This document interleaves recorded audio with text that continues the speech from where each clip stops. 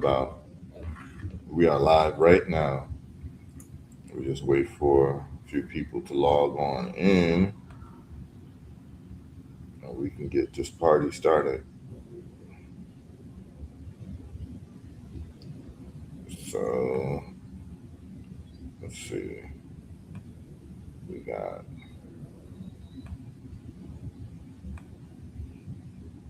let's see what we got going on here. All right. So this All right. See, we are live, people. Big up to the people on Facebook tuned in. Big up to the people on YouTube tuned in. Big up SANKOFA Revolutionary Radio. Big up Know the Ledger. Big up Know the Ledge Media. And big up to people who are tuned in to the places where I'm streaming right now. We're on Facebook, we're on X, and we are on my YouTube. We're going to see if my YouTube stream is being allowed to be streamed.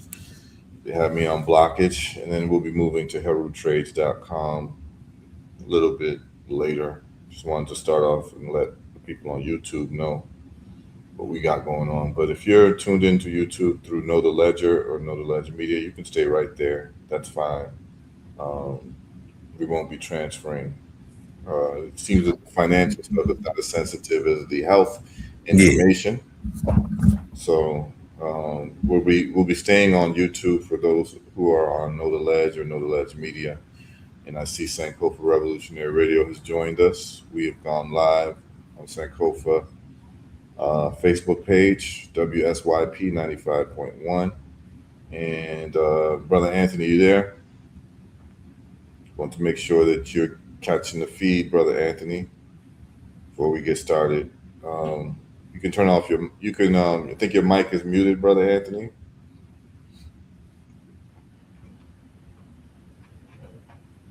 All right, yeah. Well, greetings, everyone. I'm sorry about that. Greetings, brothers. Peace, man. Good to see you. Yes, sir. Good to be seen. I'm not seeing you yet. Let's see here. Okay. All right. So we're set to go for another week as people are joining in. We've been getting some great responses, gentlemen, on what we're doing.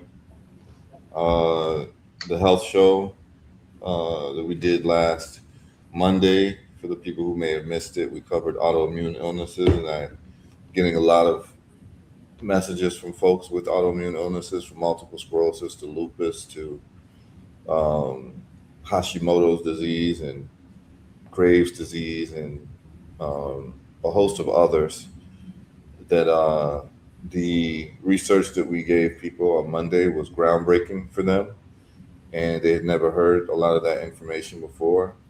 And a lot of these people were taking hydroxychloroquine. And so they're looking at that now, and they're looking at Dr. McDonald's work, and they're looking at Dr. Coimbra's work as well. And they're instituting the Herbal Results Protocol, which just includes the olive leaf extract, the vitamin D, and the magnesium. Some people have been doing this for a few weeks now, and so they're seeing results already. So those of you who have an autoimmune illness, I would say please track down Monday's show, because we went deep into detail. We'll be doing a part 2 next Monday. We covered the lecture of Dr. Alan McDonald last Monday, showing you the true cause of these autoimmune illnesses that has really given people a lot of insight. And then we're going to do Dr. Coimbra's protocol and go over an interview with Dr. Coimbra on Monday, so that you see both sides of it, whereas Herbal Results has an integrated approach where we combine Dr. McDonald's work and Dr. Coimbra's work into a unified approach to dealing with these autoimmune illnesses. Then also diet plays a big role. You definitely don't want to eat anything inflammatory. So I hope that was helpful for a lot of people, and I know it was, because I got the messages and a lot of people being grateful and thankful for that information. And I know that for the Know the Ledge and the Know the Ledger audience, where can people find that red pill? That will be on Patreon /Red Pillar. Shout out Excellent, to, yes, excellent. it lives on a Patreon, ladies and gentlemen. Come Well, and come and take advantage of it. And we have a cyber library that goes all the way back to 2017 with a whole bunch of content. You know what I mean? You literally could just dive in. excellent. And we've got a whole library of information, and those people who have signed up for the Patreon with Red Pill, you get access to that information. I would say week after week, we are giving you all value that you're probably not getting elsewhere. What I mean by that is we're not only just like giving you ideas, but we're giving you scientific studies, we're giving you testimonials, we're giving you all the different levels of evidence that you would need to make a very valued and educated decision in how you want to move forward with your health. And today is Wednesday, and we deal with wealth. So Monday is our health show, Wednesday is our wealth show. And you need both to function in this world. You need good health and you need good wealth. Um, Brother Anthony and Brother Red Pill, before we get started, please, I want to give time for you all to give comments about either of our shows that we've been doing, what you all been thinking, what you all been hearing, what's the messages that you've been getting on Monday about the Monday Health Show or the Wednesday Wealth Show. Uh, I'll start. My audience is extremely grateful, you know, because they've been dealing with health related issues. And I don't know about everybody else who've been hearing the backlash, but there's a lot of frauds out there. There's a lot of fraudulent activity out there. And there are people, especially in the wake of Dr. Sabi's untimely, you know, ascension, there's been a plethora of, Facebook, Instagram, and YouTube healers that popped up out of nowhere. And they really just dealers of death, because they've been contributing to the downfall and the actual worsening health conditions of the community. And I'm not just blaming that. There's a bunch of factors. So you came at the right time, my brother, with the solutions, with the results, with the receipts. The testimonials are a testament to, restoring what we call the trust economy, where people can actually trust. And by trusting, their nervous system is relaxed. And I feel that trust and just knowing that the product works, it has somewhat of a placebo effect. But man, your products are powerful, the feedback is beautiful, and I know that you are out there helping people in ways that they need it. So, and let's not even talk about the wealth. There's so many people that took advantage of your picks, your early picks, your logic, you know what I'm saying, what you brought to the table. And for my day traders and for all of my investors and whatnot, I've been getting a lot of feedback from that as well, and they're very much pleased. You know what I'm saying? So all around the border, it's an A+. Yeah, I say Ashe to all of that, Brother Red Pill. Science cannot be debated, of course. The brother set the new standard, man, that you're not seeing from many out there, including your white coats. Well, with that, well, like you said, Red Pill, with that scientific evidence, protocol, and testimonies. So those are the new standards, and the feedback has always been heavy around here, man.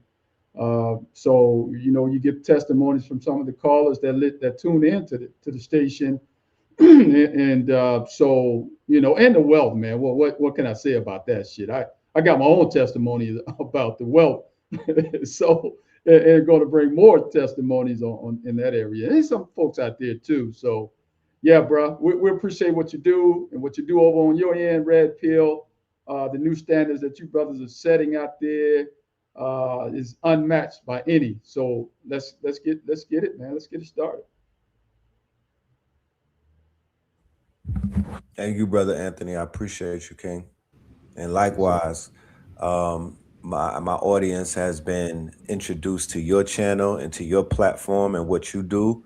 I want to salute you, brother Anthony, Sankofa Radio, and you're a staple in the community. So salute to what you do. Salute to your audience. And yeah, this is all. It all works together. Everything is a beautiful combination. You know. Yeah, I got to get you on still, man. So you got to let me know what day you're free Schedule. on. We got to set up not only set you up for the radio, but set you up for coming to the city of Birmingham, Alabama, and Yes, coming back. I would say coming back to Birmingham and Miles. we So want I want to first get you on the radio and talk some. some talk. Yes, Yes, sir. I'm Let's right do down the it. block too. So I'm honored, my brother. And we're gonna turn Birmingham into Birmingham Veg. Yeah, there you And go. we, Right. I got some, yeah, I got some beautiful supporters out there in Alabama. So All right, I let's can't do it. wait. Excellent, y'all. So let's get to it. People are tuned in. Let's get to this money. Can I Um, start it out? yeah, please do. I want to talk about this new economy that's bubbling right now, sports based economy, right? World Cup, NBA Finals. That alone has lifted a lot of people out of stagnant positions and whatnot. I mean, man, the amount of money that's being made is ridiculous. So I would like to talk about that. Yeah, go ahead. Family, especially for those that have been learning the AI over the past 6 months, 1 year, when we talk about agentic AI that actually works for you, right? Higgsfield MCP will come to mind. Atlas Cloud MCP will come to mind. Mixed in with Anthropic Claude. I'm just putting the word out there for all of the family to take full advantage of the World Cup, take full advantage of the Knicks winning the chip and whatnot.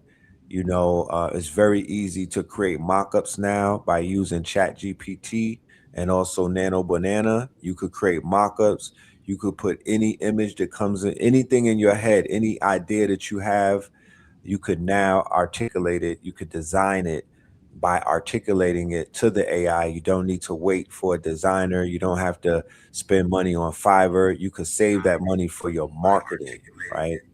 That's where it's going to hit. You create a design, you create a mock-up, and then you put the money on the marketing, because everybody around the planet is searching for both this championship gear from New York City, and they're also searching for the World Cup gear from all of these the host nations, and all of these players and all of these nations that are playing. Please do not miss this opportunity. It is a buyer's market right now. So yeah, I would say that. Just put that out there. Yeah, but let's talk like logistically. Yes. Uh, what you just mentioned, some people don't know like what a mock-up is. What are you seeing as the economic opportunity here that's related to these sports events, like in terms of how someone would make money? The way that somebody would make money is, I'm gonna give you this will be the funnel right here. Mhm. It starts with the idea. Okay, so I might be watching a match and I keep hearing the name Ronaldo, or I see a team that people are going crazy about, or I just, I might be from one of these teams that are winning and whatnot. I go ahead, I get the brand colors, I either get the player, or I'm going ahead and I'm going to grab the logo and whatnot. A mock-up is basically taking a design and putting it on any type of surface, whether it's a blank canvas, whether it's a piece of apparel, a t-shirt. So a mock-up is a blank, right? A mock-up is a blank. There was a website called placeit.com.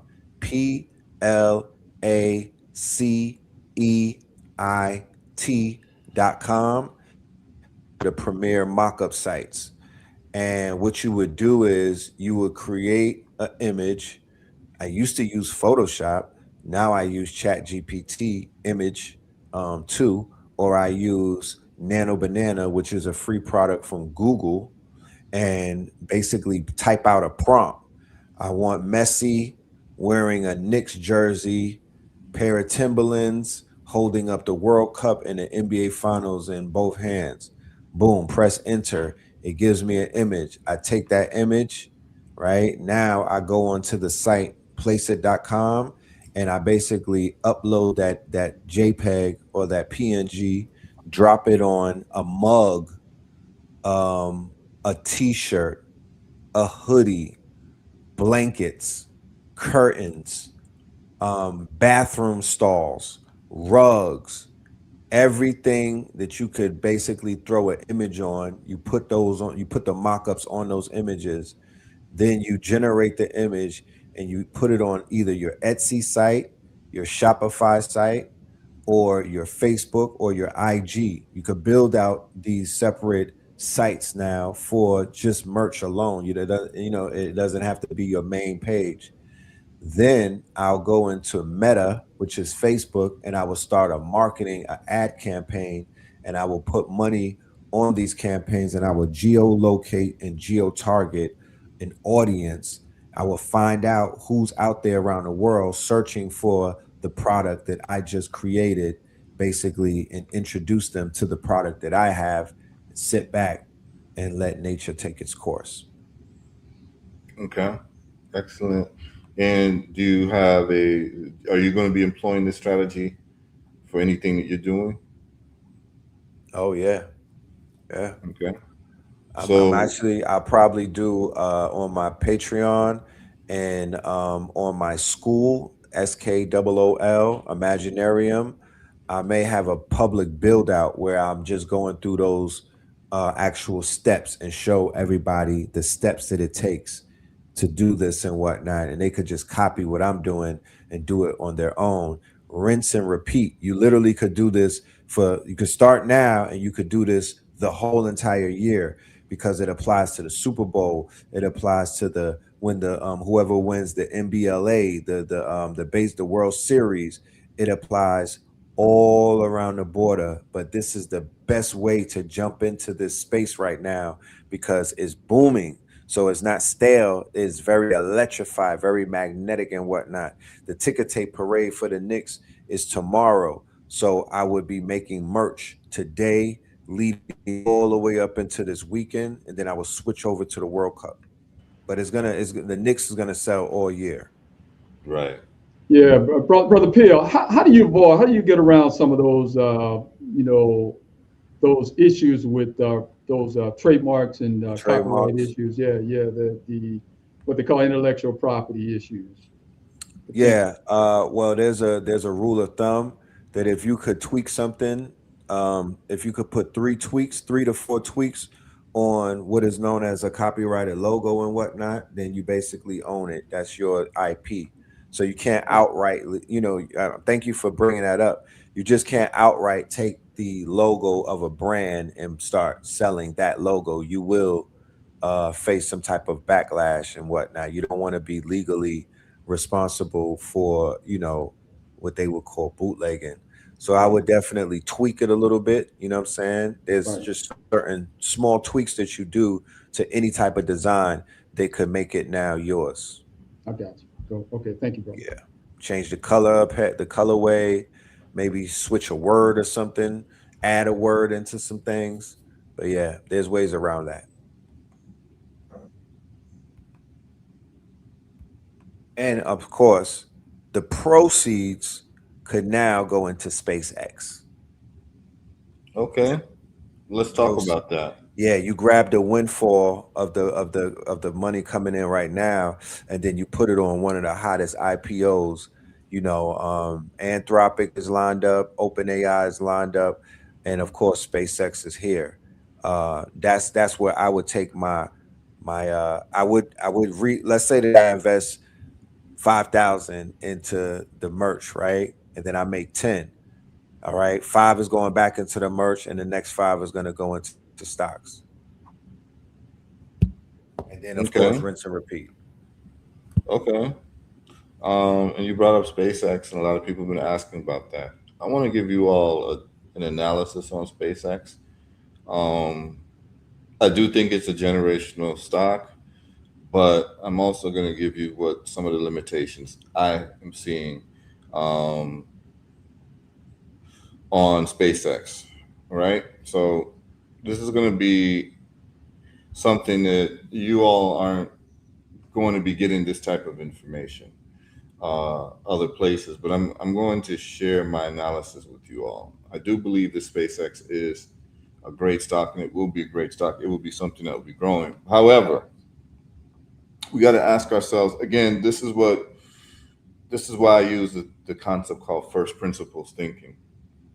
So, first principles thinking allows you to cut all the white noise out and get straight to the chase, right? So, we ask ourselves a few questions. Why are we investing money? I want people to think about this like on a very kindergarten level. The only reason why you're investing money is that you're looking to transform the money that you already have into more wealth, right? That's the only reason. So the only reason why, let's just say, again, I plant fruit trees. The only reason why you would move a tree, right, from one soil to the next is that if you believe that the next soil is a better environment for better growth for your tree. What does that mean? Number one, why are we even talking about stocks? Um, it's because stocks will grow your money faster than your money just sitting in the bank. We've gone over that week after week after week. Bank of America gives 0.01%, whereas traditionally, if you've invested into the S&P 500, you get something like at least an 8% return per year doing nothing. Um, so let's ask a few questions based on first principles thinking, because people, I like to parse out ideas as simply as possible. So if you ask yourself a question, and this is for people to understand the importance of why we're talking about stocks. Would you rather be given $1 or one stock that's in the stock market? I'm not even saying what stock it is. I'm just saying, would you rather be given $1 or one stock that's in the stock market? Like as a gift. Let's just say as a gift. And you can't look at the stock that's in the stock market. You can't look at like the company or anything. They just said you're gonna get a gift. You're gonna get $1 or one stock. Okay. There's a couple questions that you'd have to ask yourself. Well, what's more valuable? $1 or one stock? Okay, with that $1, if I hold the dollar, what happens to it? It depreciates in value because it depreciates in spending power over time. Always. This is not like you can get $1 from 1950 and the spending dollar of that $1 is more in 2026. No, you could buy many more things with $1 in 1950 than you can in 2026. Same thing applies to 2005. $1 will get you farther in gas. $1 will get you farther in the grocery store than $1 in 2006 than it would in 2026. That means that the dollar is always going down in terms of its value. That's really why your housing prices increase. It's not that your house has gotten better or more attractive. It's actually gotten older, but the price goes up because it's a stationary item. And what it is that it's actually a way to map inflation. So as prices go up in housing, it's actually a way to map inflation.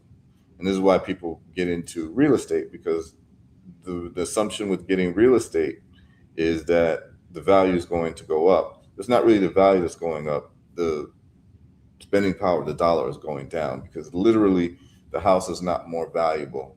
Particularly a house where there's no, anything surrounding it has improved in any way. But you can literally buy that house, sit on it for 20 years, and you will typically make more money than what you paid for. And that is strictly because of the degradation of the spending power of the dollar over time. So you know that. So then you look at stocks. And so what you want to do is ask yourself a question. On average, are stocks more valuable than dollars? Okay, so the first question that we're going to ask is, and we're talking about publicly listed stocks in the stock market. We're not talking about penny stocks. We're talking about publicly listed stocks. So what we're going to do is we're going to use AI. Okay, and here's what we're going to ask AI. We're going to ask AI a question. And the question is, what is the lowest value that a stock can have in order to be publicly listed?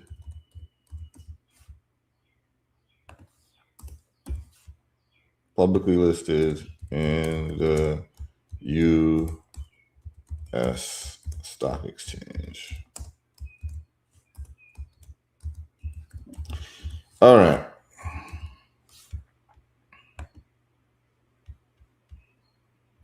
So we asked the question, and we're going to have to do it again and get an answer. There's a reason why I'm doing this.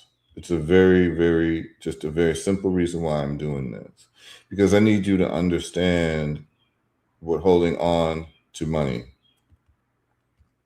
does, and why people are always investing. Okay, we're not talking about OTC. Okay, here we are. Initial listing requirement to become listed in the New York Stock Exchange.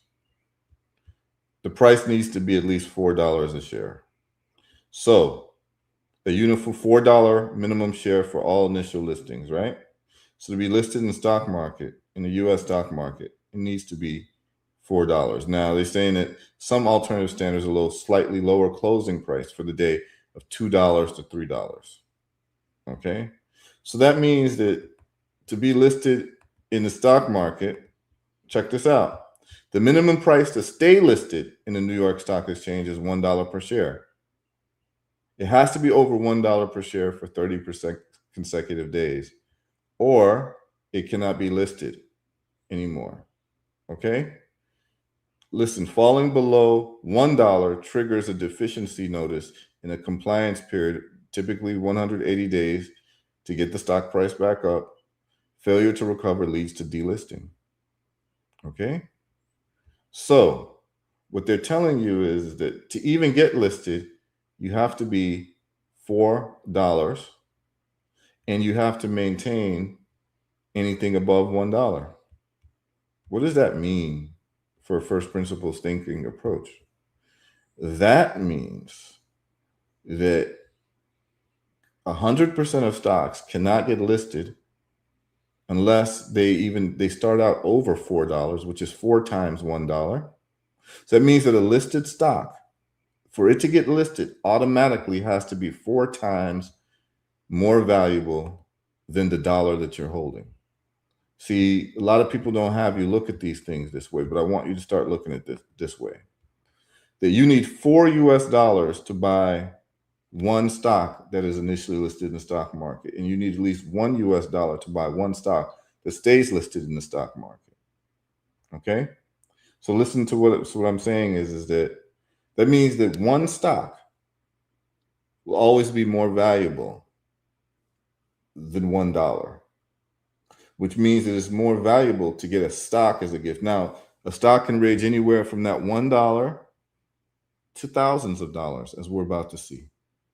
That means that your chance of getting something that is greater than $1 is almost 100%. It is actually 100% because it can't get listed if it's under $1. So you have a 100% chance of either it being equal to the dollar or higher than a dollar. So that means that the stock is always going to be more valuable than the money. Just listen to what I'm saying. Remember, your $1 is $1, but it's depreciating in value. A stock can depreciate in value too, but the fact that you got the stock as a gift means that it's going to be greater than $1 and typically greater than 4. Do you understand what I'm saying? So that's showing you that you've got to, just like there was a time when Bitcoin was cheaper than $1. What that meant was that $1 was more powerful than 1 Bitcoin. But whenever you need more than $1 to purchase something, that means that that thing is more valuable than $1. Right now, Bitcoin is about $70,000 or whatever it is right now. That means that you have to get 70,000 US dollars to just get 1 Bitcoin. That shows you how much more powerful Bitcoin is than the dollar. What that means is this: if you're holding on to dollars, you're holding on to inferior value. Listen to what I'm saying. This is very important for people to understand. If you're holding on to a dollar, like saving it in the bank or saving it under your mattress or whatever, you're actually holding on to inferior value. This is why wealthy people always transfer their dollars into assets, because the dollar is actually one of the most inferior assets, because it's actually a liability. Listen to what I'm saying. The reason why people stay poor is because they're hanging on to liabilities. You have liabilities in your car. You have liabilities in your rent. You know, if you're paying rent, that's a liability because there's no way you're going to get money from your rent. You're not investing. You know, at least when you buy a house, you're paying the bank, but for future value of the house, the equity of the house. So it's still an investment when you buy a house. The point that I'm making is that because poor people are not taught this, poor people think that it's about money. Oh, I got money. And so what'll happen is you'll see people showing off their money, Right. when they're actually showing off a liability, because what I just shown you is that 1 stock will always be greater than $1. Mm-hmm. That means that if you're holding on to any dollars, you're losing value. Mm-hmm. So it's not about money that you have, it's about the assets that you have. Right. Because the money is always going down in value. Every year, the inflation eats away at the value of your money. And inflation, they're going to tell you, is around 3%, but it's actually more like 8%. The true inflationary rate is 8%. Therefore, if you do not have an investment vehicle or growth vehicle where your money can make more than 8% a year, you're actually losing money by holding on to money. This is very important. This is why we're always talking about investments, and we've chosen stocks as the easiest way to make a come up because it comes with the least amount of headaches. Right. You can do real estate, but real estate has a whole bunch of middlemen and a whole bunch of headaches. Anyone who's bought land or a house knows that. With real estate, you got to get an appraiser, you got to get an inspector, you got to get a real estate lawyer, you've got to get a title company, you've got to get a real estate agent, you've got to get this, you've got to get that, all these people in between the transaction, and then you get a bank involved. So now you got 8 different people, and none of them are working for free. All of them are eating up at your profit. Now, when you do get the land, then you've got taxes to pay every year, real estate taxes. You may have permits that you have to pay for. You may have advertising that you have to pay for tenants. Then you're going to have to deal with the collection of the rent. You're going to have to deal with maintenance of the property. You're going to have to deal with upkeep, this and that. There's a lot to deal with the property. And then when it's time to sell it, it's illiquid. it could sit on the market for a year, 2 years, 2, 3 years before you can even sell it. And then when you sell it, you have a capital gains tax. Right. All right. So, all right, brother, before you move on, we got a couple callers who've been waiting to get in for 10 minutes. So it's maybe a good time to get them in. yeah. Let's go to Brother John, and we'll get to you, Brother Kevin, after that. Brother John, you on with Brother Red Pill and Brother HERU talking wealth results. Brother John. Good to be here. Talk to you guys and listening to what you've been saying and following along. And man, I've been trying to put a lot of the stuff that I've been hearing from HERU in practice. One question I want to talk about, I asked about on the topic that he's dealing with now. A lot of people think that the best thing to do is to pay off their mortgage to the point where they don't owe anything and quote basically live for free. Is this your advice to leave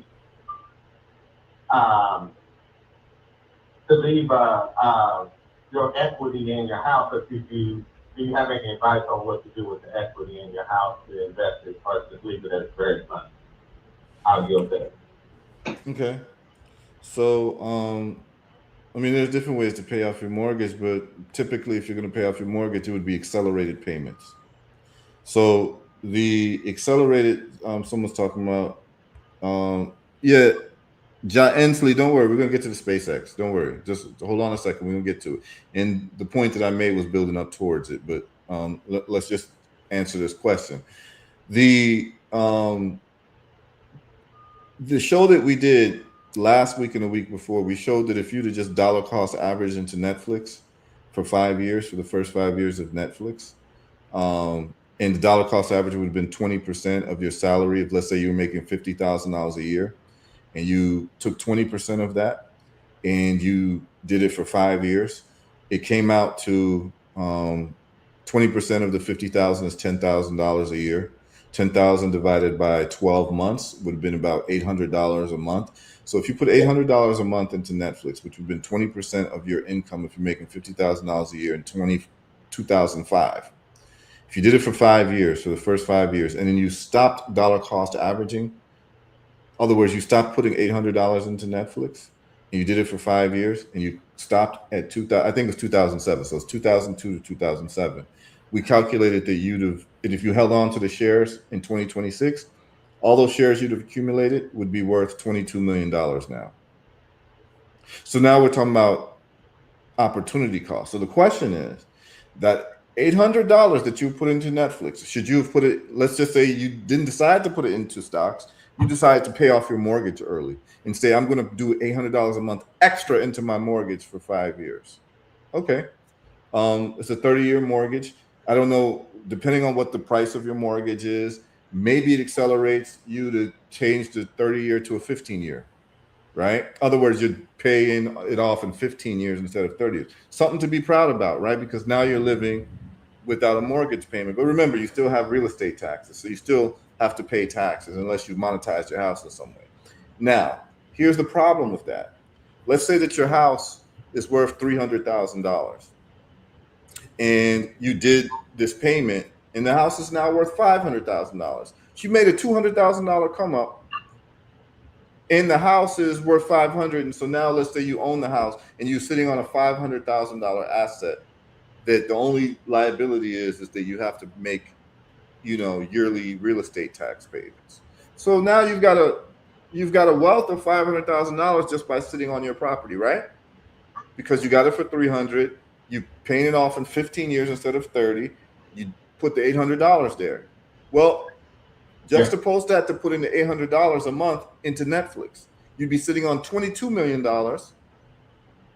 Your mortgage would have been paid off. You'd have paid more. Let's say it was a $300,000 property. The property is now worth double, $600,000, and you paid it off. Maybe you paid, by the end of it, probably $600,000.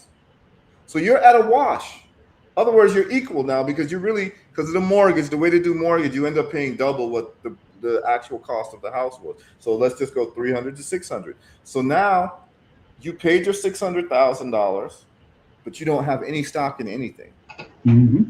You got $600,000 worth of property that you paid for, and you paid $600,000 for. Even though they're saying that, oh, you've got $600,000 worth of equity, but you paid $600,000 worth of mortgage on a $300,000 property. Mm-hmm. But you did not get into the opportunity to buy stock because you took all the $800 and paid your mortgage early. So based on that math, what would you rather have? Would you rather have a continuing mortgage and sit on $22 million, or to have your house paid for and just sit on the value of your house, which would be $600,000? So basically, you paid $600,000 to have $600,000 value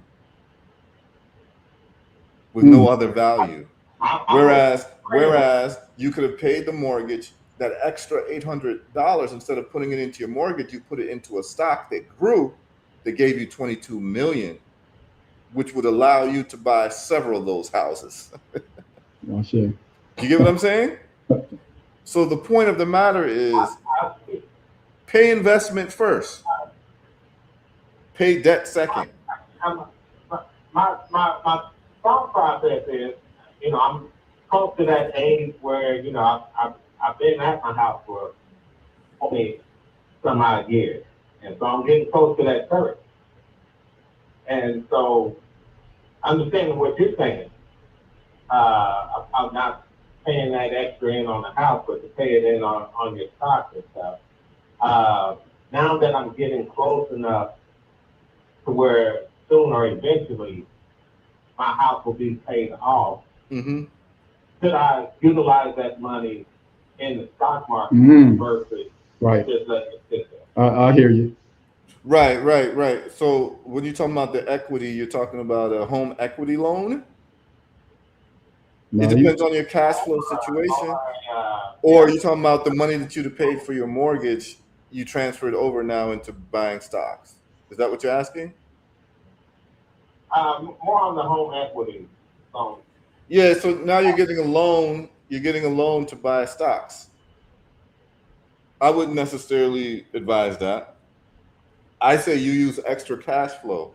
So here's what I would do. I would not advise to do a HELOC to do that, because you're taking up more debt. What I would do is this: if you're paying $2,000 a month for your mortgage and those payments stop because you're finished paying off the house, I'm saying to you, use that same $2,000 that you're paying a mortgage that no longer exists anymore, and apply it to a growth vehicle, which would be the stock market or whatever you decide is a growth vehicle that works for you. I've decided that the stock market is a better growth vehicle because it comes with the least amount of headaches. That's the only reason why I'm talking about the stock market. It's the least amount of headaches, and it has the most upside if you know what you're doing. And if you see the wealthy people on earth, they're wealthy through stocks, not through cash. They're wealthy through real estate, but they're really wealthy through stocks. You talk about Jeff Bezos, Elon Musk, these people, their billionaire status comes from their stock ownership. So when we start looking at these things and start doing a reflective analysis, you start understanding the pathway to wealth and what are the easier pathways as opposed to the most laborious pathways. And I like to do the easiest pathways possible. So continue to DCA and purchasing stocks like SpaceX is what you're saying, instead of just not paying anything, or when you're done purchasing or buying your home, DCA on SpaceX monthly. Right? And I'm going to talk about SpaceX. I know we had another call. Yeah. Let's go to the other. John, appreciate your call, my brother. Let's go to Brother Kevin. Brother Kevin, you're on with Brother Red Pill and Brother HERU. Hey, Dr. We want to peace and blessings. Peace and blessings, my brother. Thank you for the valuable information you shared this morning.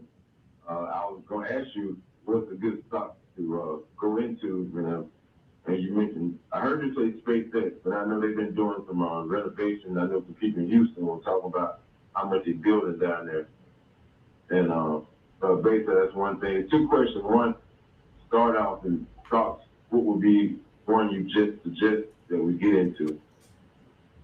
Yeah, so we're going to get into it. Every week I give people my stock picks, so you're going to get that. I'm telling you the ones that I've just started dollar cost averaging into. And the story behind this is that from 2011, I dollar cost averaged Bitcoin for many years. So every month, every week, whenever I would have money, I would just buy Bitcoin. So I got into Bitcoin when it was under $100. So I've been, held, a holder of Bitcoin for, many years and had a lot of Bitcoin. So the point is that every now and then there's an opportunity to buy into something that's going to change the world, right? So we're talking about something like Amazon, right? In terms of retail, we're talking about something like Netflix in terms of video streaming for subscription. We're talking about something like Tesla in terms of electric vehicles, Google in terms of the internet. Every now and then you get a rare opportunity for a starting industry that changes the world, right? And it doesn't have to necessarily be a particular company. It's the industry that's transformative. And I always say, like in the 1920s, it would have been the automobile versus the horse and the buggy. If you're living in the 1920s, the wise money is on buying stocks in the leading companies of automobiles because they're going to change the world and transform the way people travel. Right now, we are at that same place when it comes to artificial intelligence, AI.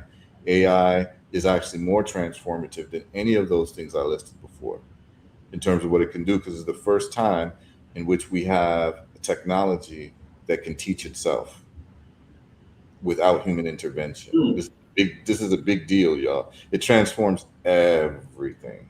So therefore, this is where most of the money is going to go. And last week I showed you all my analysis, and all I did was I asked two questions and two questions only. But you can ask, and you ask AI this. You can ask Gemini, ChatGPT, Grok. These are the questions. Is like, once you identify that AI is the industry that is basically the new IPO. Other words, the new emerging industry that you want to put your money in early. We're still early in AI. Really should have been putting your money from last year, a year ago. But I'm just showing you all an example. In the last 3 weeks, I started dollar cost averaging 6 companies. Why 6 companies? Because I simply asked Grok 2 questions. Give me your top performing companies in terms of stock appreciation, your top 5. Give me those companies in the last 365 days. Grok listed 5 companies in which I'm going to tell you all. And then the next question I asked is, give me your top 5 performing AI companies in the last 30 days. And what I did was I might have done 10 and 10. And then I saw that there were about 5 companies that were listed in question 1 and question number 2. Okay? So that means that I got the companies that are doing the best in the last year, which is a longer term outlook, and then the companies that are doing the best in the last 30 days. And lo and behold, a lot of these companies repeated themselves. In other words, the names appeared on both lists. And those names are isolated to 5 or 6 companies. So they're the best performing companies in AI in the last year and in the last 30 days, right? So I'm catching the short-term growth and the longer-term growth. And the point into DCAing, which is dollar cost averaging, is that you're buying every week or every month on schedule, irrespective of price. You don't care about the price. You're just accumulating shares because you're going to be holding on to this for 5 to 10 years. Now, let's get into SpaceX. Question is SpaceX one of those that need to be DCA'd into? Well, why are we dollar cost averaging? Based on what we saw, and we might go over it this week. Every week I don't need to do the same thing. So some people, if this is new to you, you have to go to the older shows. You'll find them on Red Pill's Patreon. You'll find some of the shows on my Facebook. So here's the deal. We're dollar cost averaging because we're long-term holding. And what do we mean by long-term? This isn't investing now. This is not trading. Trading is more short-term.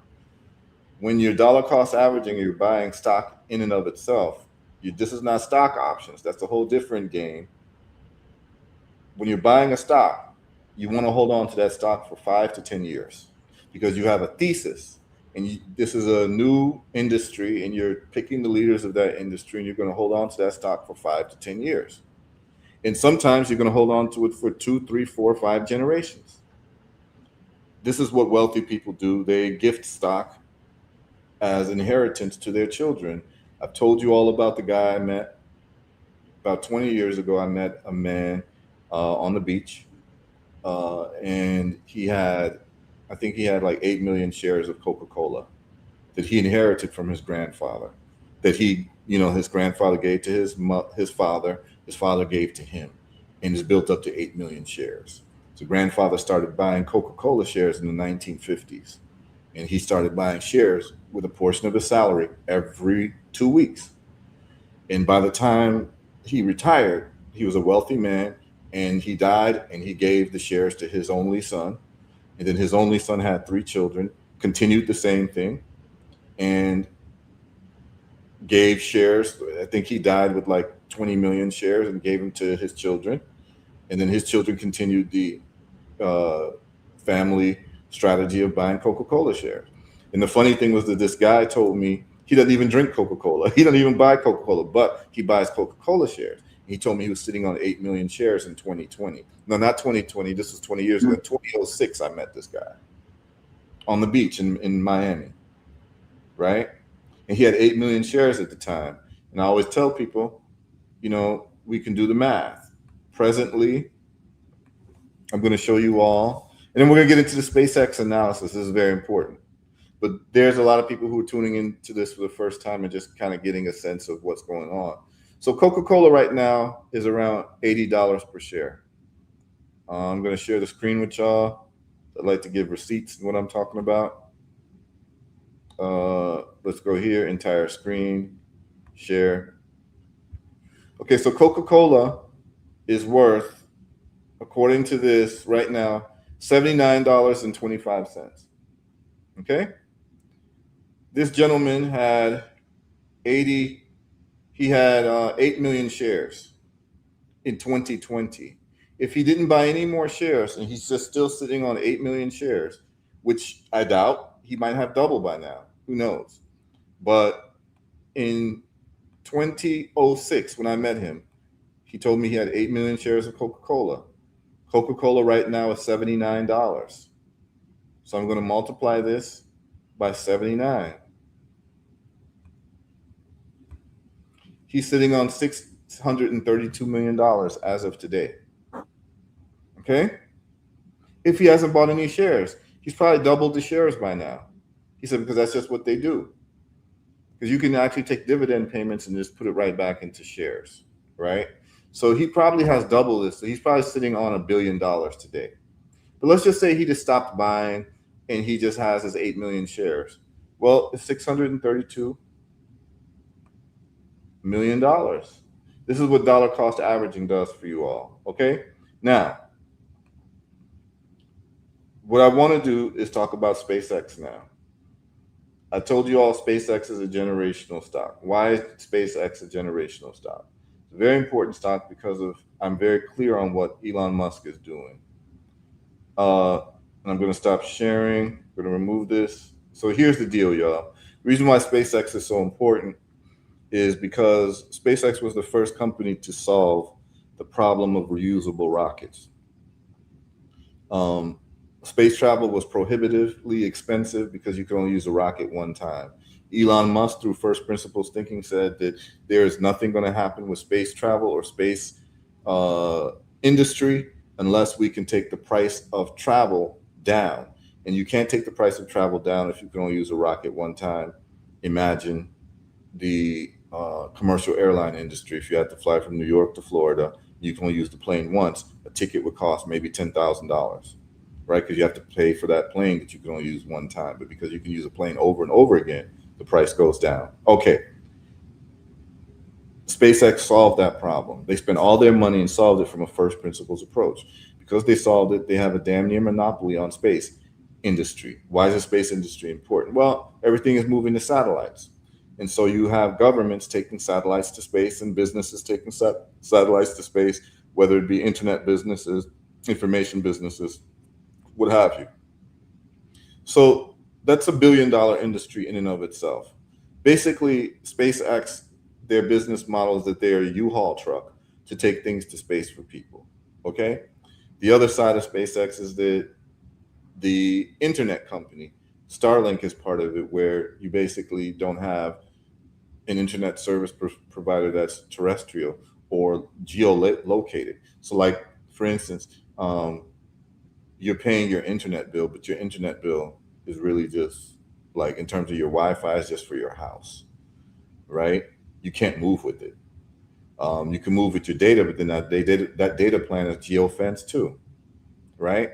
So you have Starlink, which is not geofenced. Anywhere you are in the world, if you have the Starlink pad with you, with the little satellite thing, the receiver, you can be anywhere in this world and have Starlink access to the internet for about $80 a month. It's very competitive, and you don't have to worry about any outages. You don't have to worry about any, because it's from space. So they've got billions of people, or they get billions of dollars of revenue just with the internet business, which is going to overtake and shut down so many other internet businesses, right? And then they have the AI company, which is Grok. So it's 3 companies in one. They're even talking about maybe merging with Tesla, okay? But the transformative thing, and listen very closely, what they're doing is that Elon Musk, I know a lot of people don't like Elon Musk, but we're not looking at Elon Musk for him to be our friend or to come over our house for dinner, but to look at how he thinks and why he's overperforming compared to all other competitors. In the car industry, he's overperforming. In the chip industry, he's overperforming. In the Neuralink industry, he's overperforming. He's running circles around his competition. And why? Because he's using what you call first principles thinking. So what's first principles thinking is just looking at a problem set and finding out what are the immutable truths and what are the limiting factors.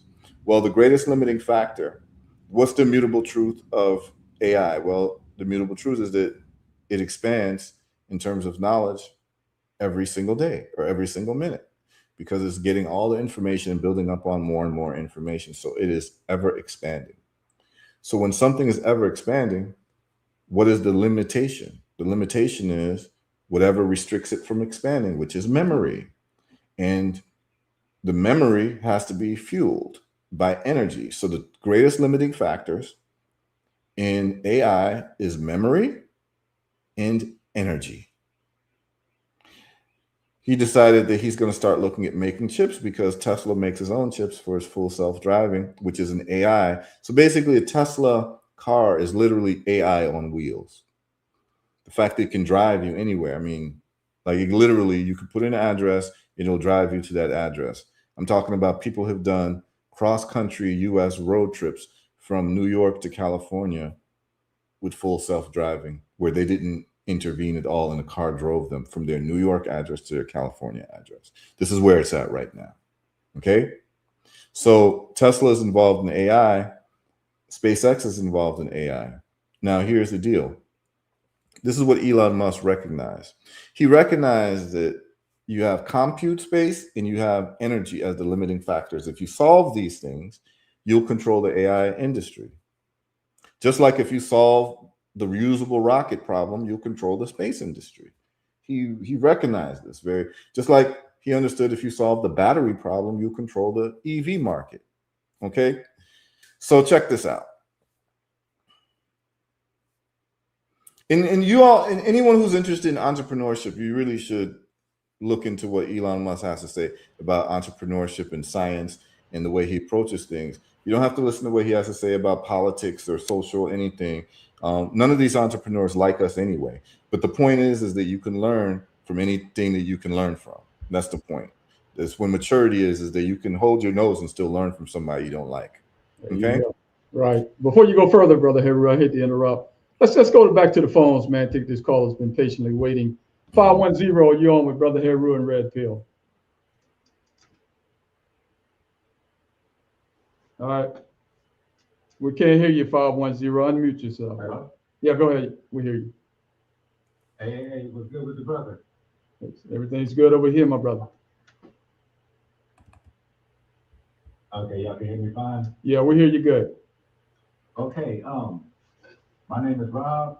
I'm a part of the Imaginarium, me and my wife Mahal, and I came up with this thing called Market Pulse because I was having some success back in the day trading Tesla. I used to work there for 6 years, so I was having some success doing the options trading, but I was making some mistakes along the way. And I dropped some YouTube videos about it, but this thing is called Market Pulse. So I want to read you what Claude gave me as a description. It's live right now too, but it's called Market Pulse. And Market Pulse is a trading intelligence tool for the serious retail investor, the Robin Hood and FinTech crowd that's outgrown hype and wants to actually understand their setups. Here's the problem. Every trading product out there sells a fantasy, follow our signals, get rich. They hide their losers.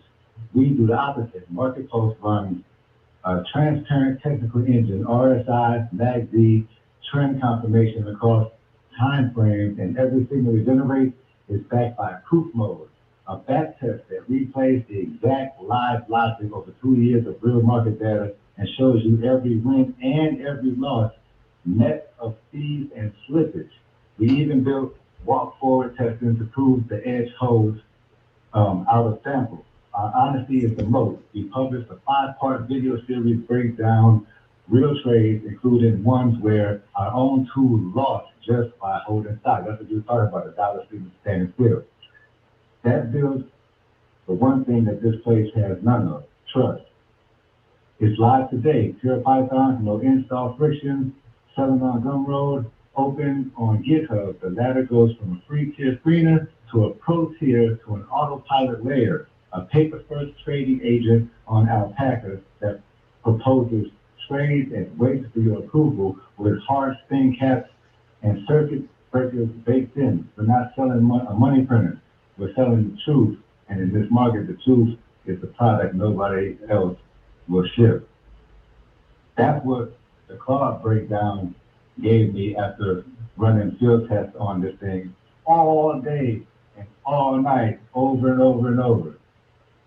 I think I need help with where to go with this, and your knowledge base go crazy, so it would be a blessing to get y'all in on this. Y'all can take it from me. I just want to figure out how to do this and profit and feed the fam with it, you feel me? Yeah, well, at HERUtrades.com, we do options all the time. And so, people can choose to follow my options trades, and we can talk about options. We've talked about options in the previous shows. You'd have to kind of look up those shows, but I can cover some options plays today. And then you can just go to HERUtrades.com. You can email me that platform you're talking about. I can look at it. But we do have subscription model for people to follow options that I do. You can sign up for weekly, monthly, or yearly at Heru Trades. And basically, whenever I make a trade, you get an email automatically about my trade, and you can just copy and mimic the trade and make the same money I make. So that's what we do at HERUtrades.com. But yeah, you can just email that platform to us at info@HERUtrades.com, and we can look it over. Okay. Yes, sir. Info@HERUtrades.com. Yep. All right. Yes, okay. I want to get back to the SpaceX conversation because I know that's what a lot of people.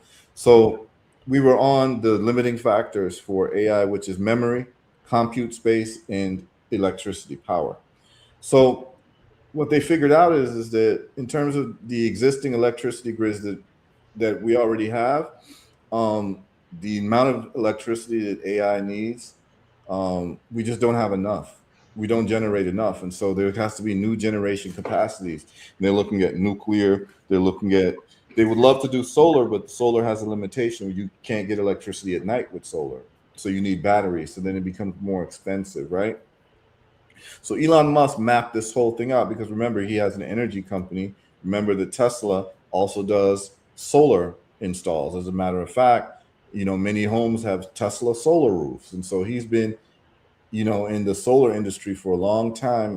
Tesla purchased Solar City some years ago. And so he's very, very in tune with solar energy. He manufactures solar panels to the point where he innovated solar roofs, which are just built-in solar panels that you use as roof tiles. Okay. So this is not somebody who's just speculating on solar and energy and all of that.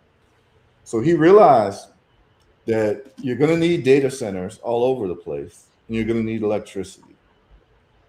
The data centers are not going to be able to get electricity, and they're going to have to be paying electricity at a premium because the capacity is just not there in terms of these data centers that are ever expanding, because the AI is teaching itself and learning more and more and more and more. The brain is getting bigger and bigger. The collective beehive mind is getting bigger and bigger, and you need the commensurate memory and electricity. And so what he realized is he has a space company. And he realized that all of these satellites are powered by the sun. If you look at pictures of satellites, they all have solar panels on all sides of the satellite. And he realized you can actually put data centers in space.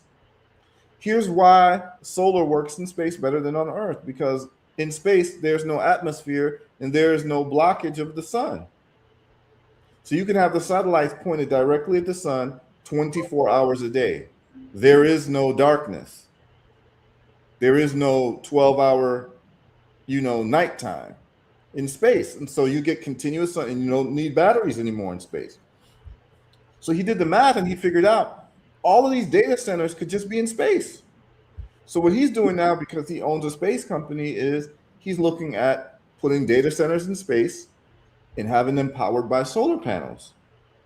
This is the cheapest way to power the data centers. And so now what he's going to be doing is he's going to be doing data centers as a service.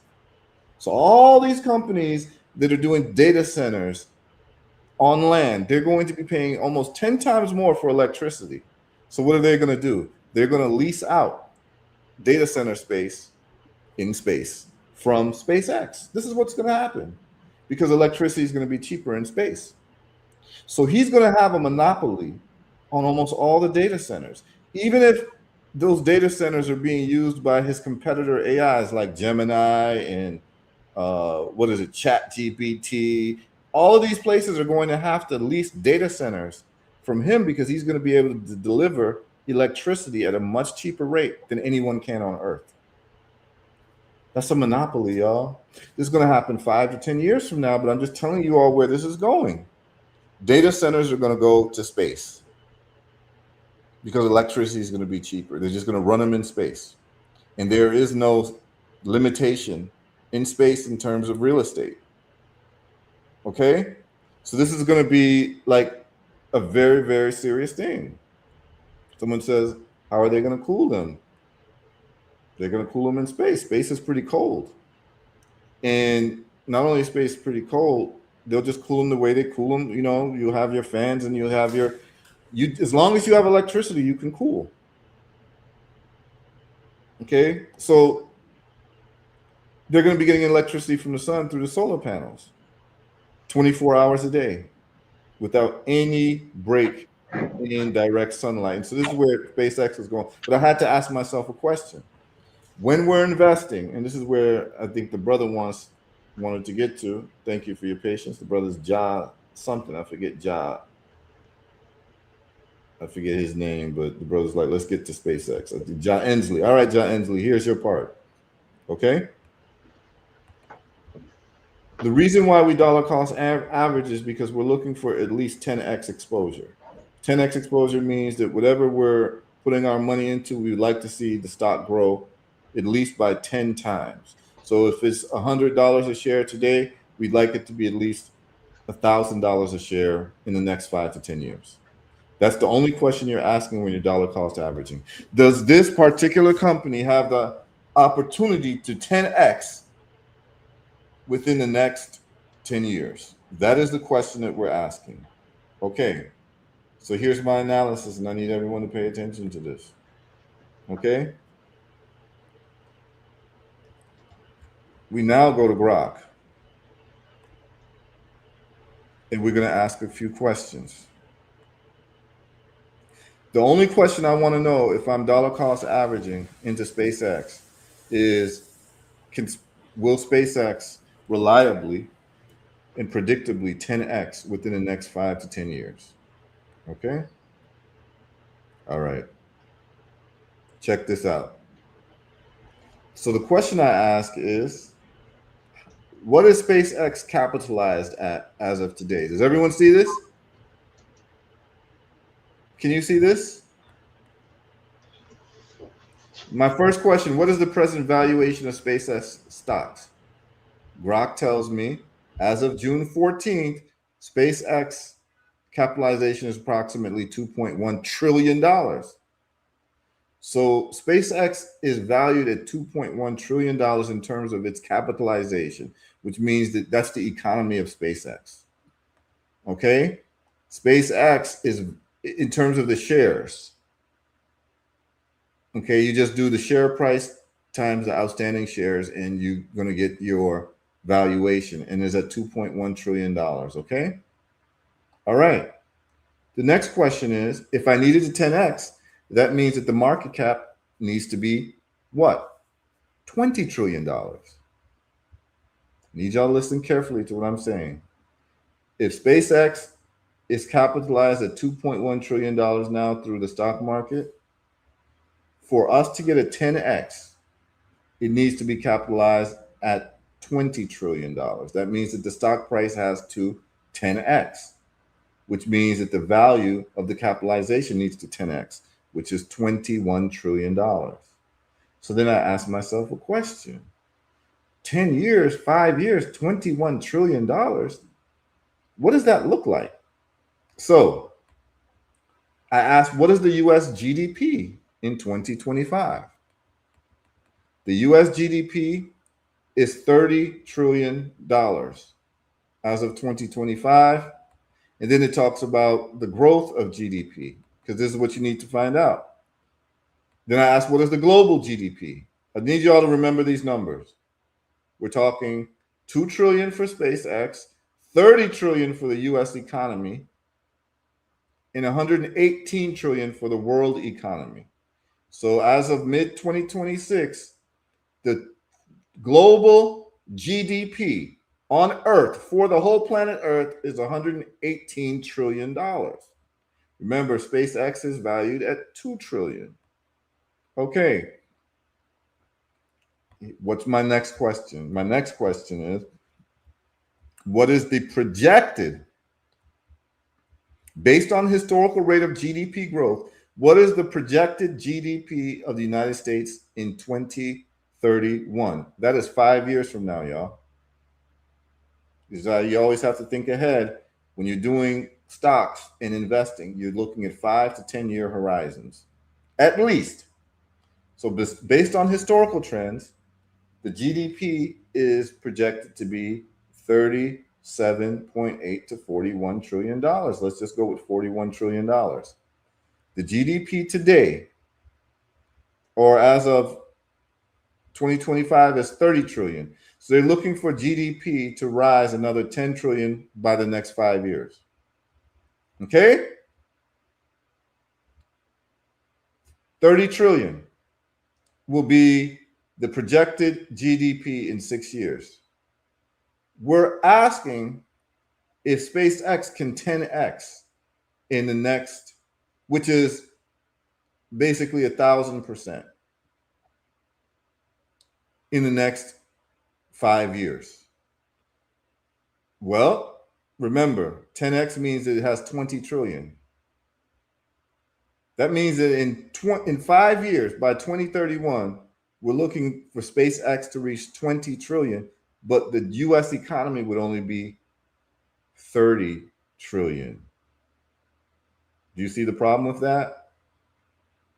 What is 2/3? 2/3, other words, 20 trillion divided by 30 trillion will give you 67%. The question is it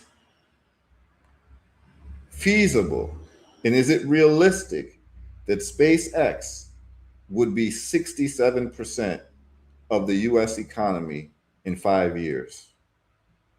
The answer is no.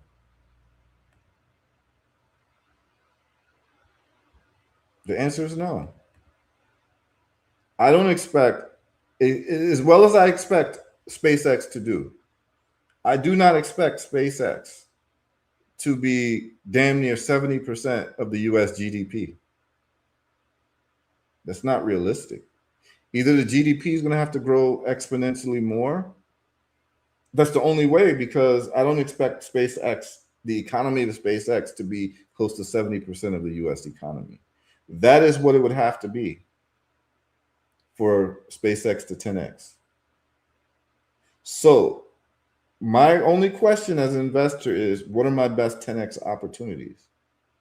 So you look at other companies that are valued a little bit lower. See, it's harder for a company that's at 2 trillion to grow to 4 trillion, because you're looking at another $2 trillion. Like, this is not billion, this is trillion. A trillion is 1,000 billion. So you're looking into 1,000 billion twice for it to double. That's a lot. That's a lot, y'all. I mean, I know where AI is going, and I know that they're going to have monopoly on certain things, but does it make sense that SpaceX would be 2/3 of the US economy? It doesn't make sense. So what does that mean for me? That means that in my analysis of SpaceX, yes, you're going to get growth, but you're not going to get 10x. You may get 2x by the next 5 years. You may get 2x, where it goes from 2 trillion to 4 trillion. Remember, 2 to 4 trillion is double, but that's a lot of money.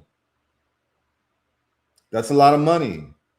The question is, are there other opportunities that have a greater chance of 10xing than SpaceX? And the answer is yes. SpaceX, for it to 10x, the whole US economy, by and large, would have to be based on the space industry to some degree. We're talking about 70%. Okay?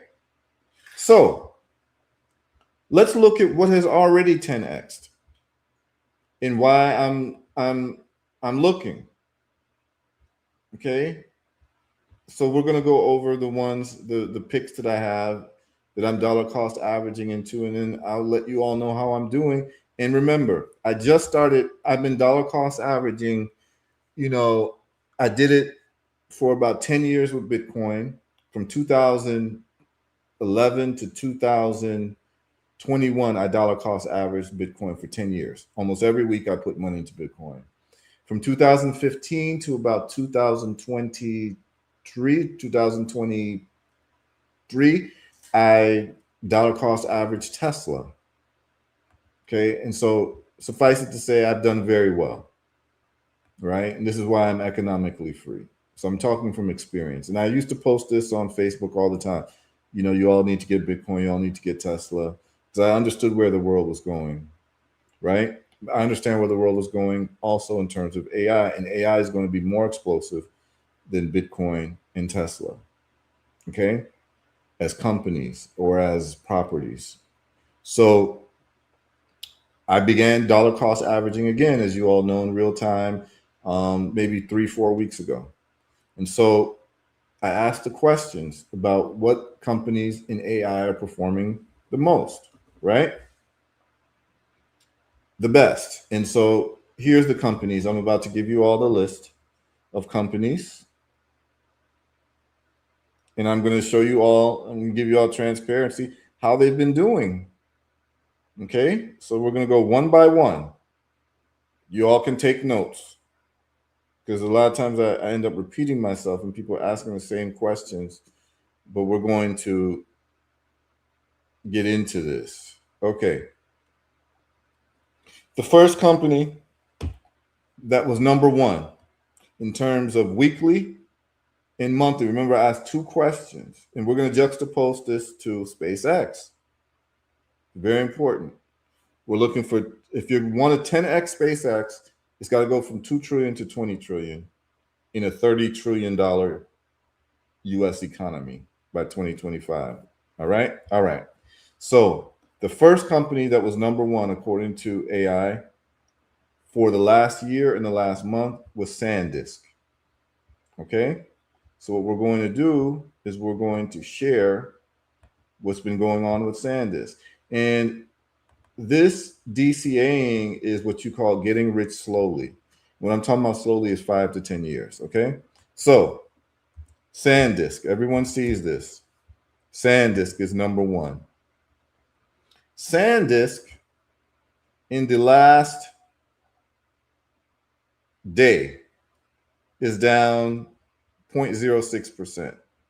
In the last week, let me make sure everyone can see this. Can everyone see this? Yes, everyone can see this. Make your screen big if you need to. SanDisk in the last week grew 22%, y'all. So I've made 22% on my money in just 1 week. Okay? In 1 month, SanDisk, I started a month ago, and you all are getting this in real time. And so every week, I put $100 into SanDisk. Every week. I just do $100 into SanDisk because I'm dollar cost averaging a bunch of different companies. So SanDisk, I put $100 into every week. I don't care what the price is because SanDisk qualified as the #1 company for the month and the year in terms of the AI space. They do memory, okay? 3 months, SanDisk grew 178%, which is about 3x. That's 2.7x. Year to date, which is since January, it's grown 700%. Okay? That is an 8x. Remember, we're looking for 10x? SanDisk did it 8x from January 2026 to where we are in June 2026. Damn near a 10x already in 6 months. Remember, I'm looking for a 10x in 5 years. But they're giving you almost a 10x. If you got on this a year ago or in January, you'd be 8x your money. So if you put $10,000 in, you'd have $80,000 right now. 1 year, SanDisk has gone 4,300%. That is a 44x. So your $10,000 in 1 year of putting your money into SanDisk, your $10,000 would now be $440,000. Y'all see that? This is just dollar cost averaging, y'all.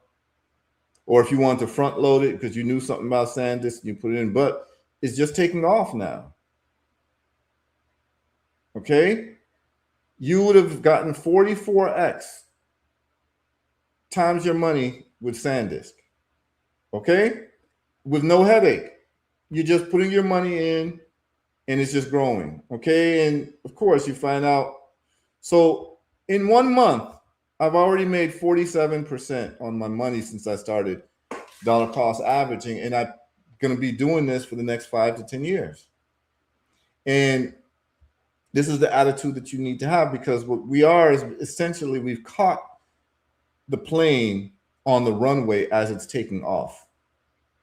The AI plane ain't even in the sky yet.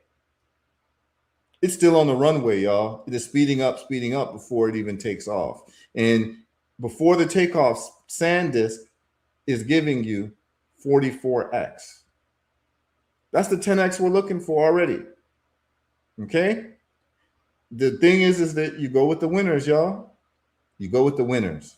So all I'm doing is, I know that AI is the new automobile to horse and buggies right now. And so I'm picking the top companies in AI, just like if you know that home delivery is the new thing, you're going to pick the top companies. And so that would be Amazon in 2000. And if you picked Amazon in 2000, let's just look at it. Amazon, right? If you picked Amazon in 2000, here we go. Look at Amazon. This is the all-time Amazon chart. Amazon went public in 2000, January 31st. They opened it. They came in at $3, and then it went down. And they actually had warnings when they went under $1. But I think they changed the rules recently. They were under, so you could even get Amazon for under 29 cents. I know that they kick you out when it's under $1 now. So probably in 2005 they didn't have those rules, 2002. But check this out. Amazon in all time has gone up 80x. So you made 80x on your money. So if you dollar cost averaged and you put in that same 10,000 off of 50,000, you took 20%, you did 10,000 a year, and you did that for the first, let's just say you did it for the first 10 years. Let's just say the first 10 years of Amazon to 2010. The price fluctuated from $3. Actually, it went low. Let's go to the absolute low because we're going to get the median price. So this is the absolute low, is around, we want to get the median price. That's, so 34 cents. Let's just go with 35 cents as the median price. And 2010, we got up to, let's go to the beginning of 2010. So we went the beginning of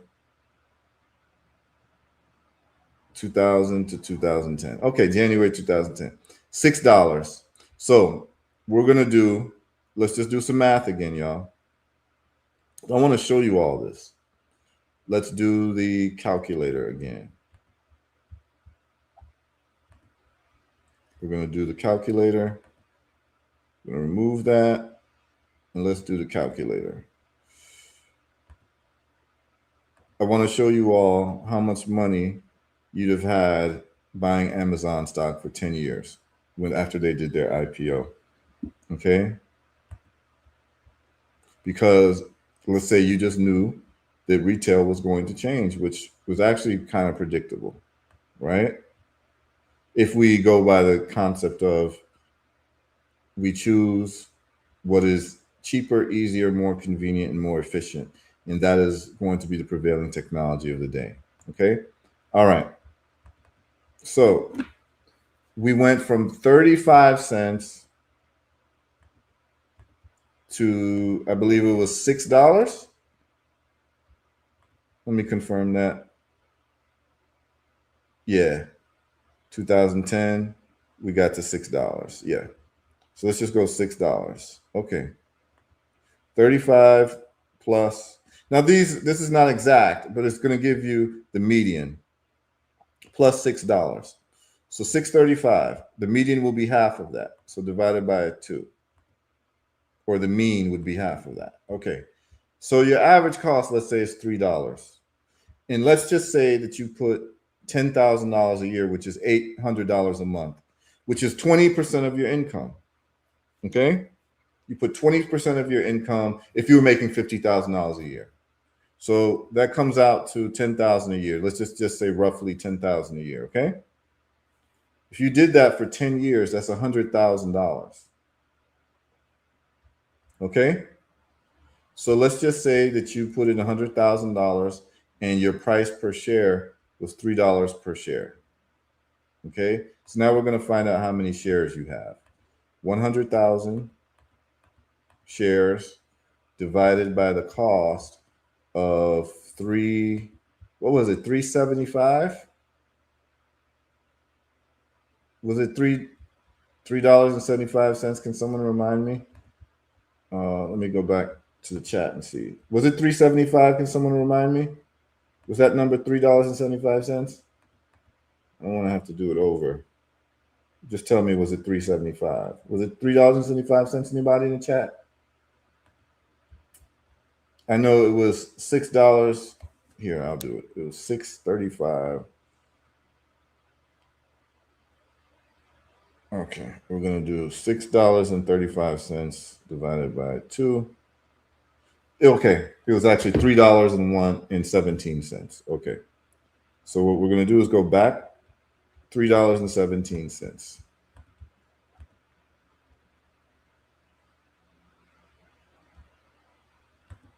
Okay, so you have 31,000 shares of Amazon. And what is the price of Amazon right now?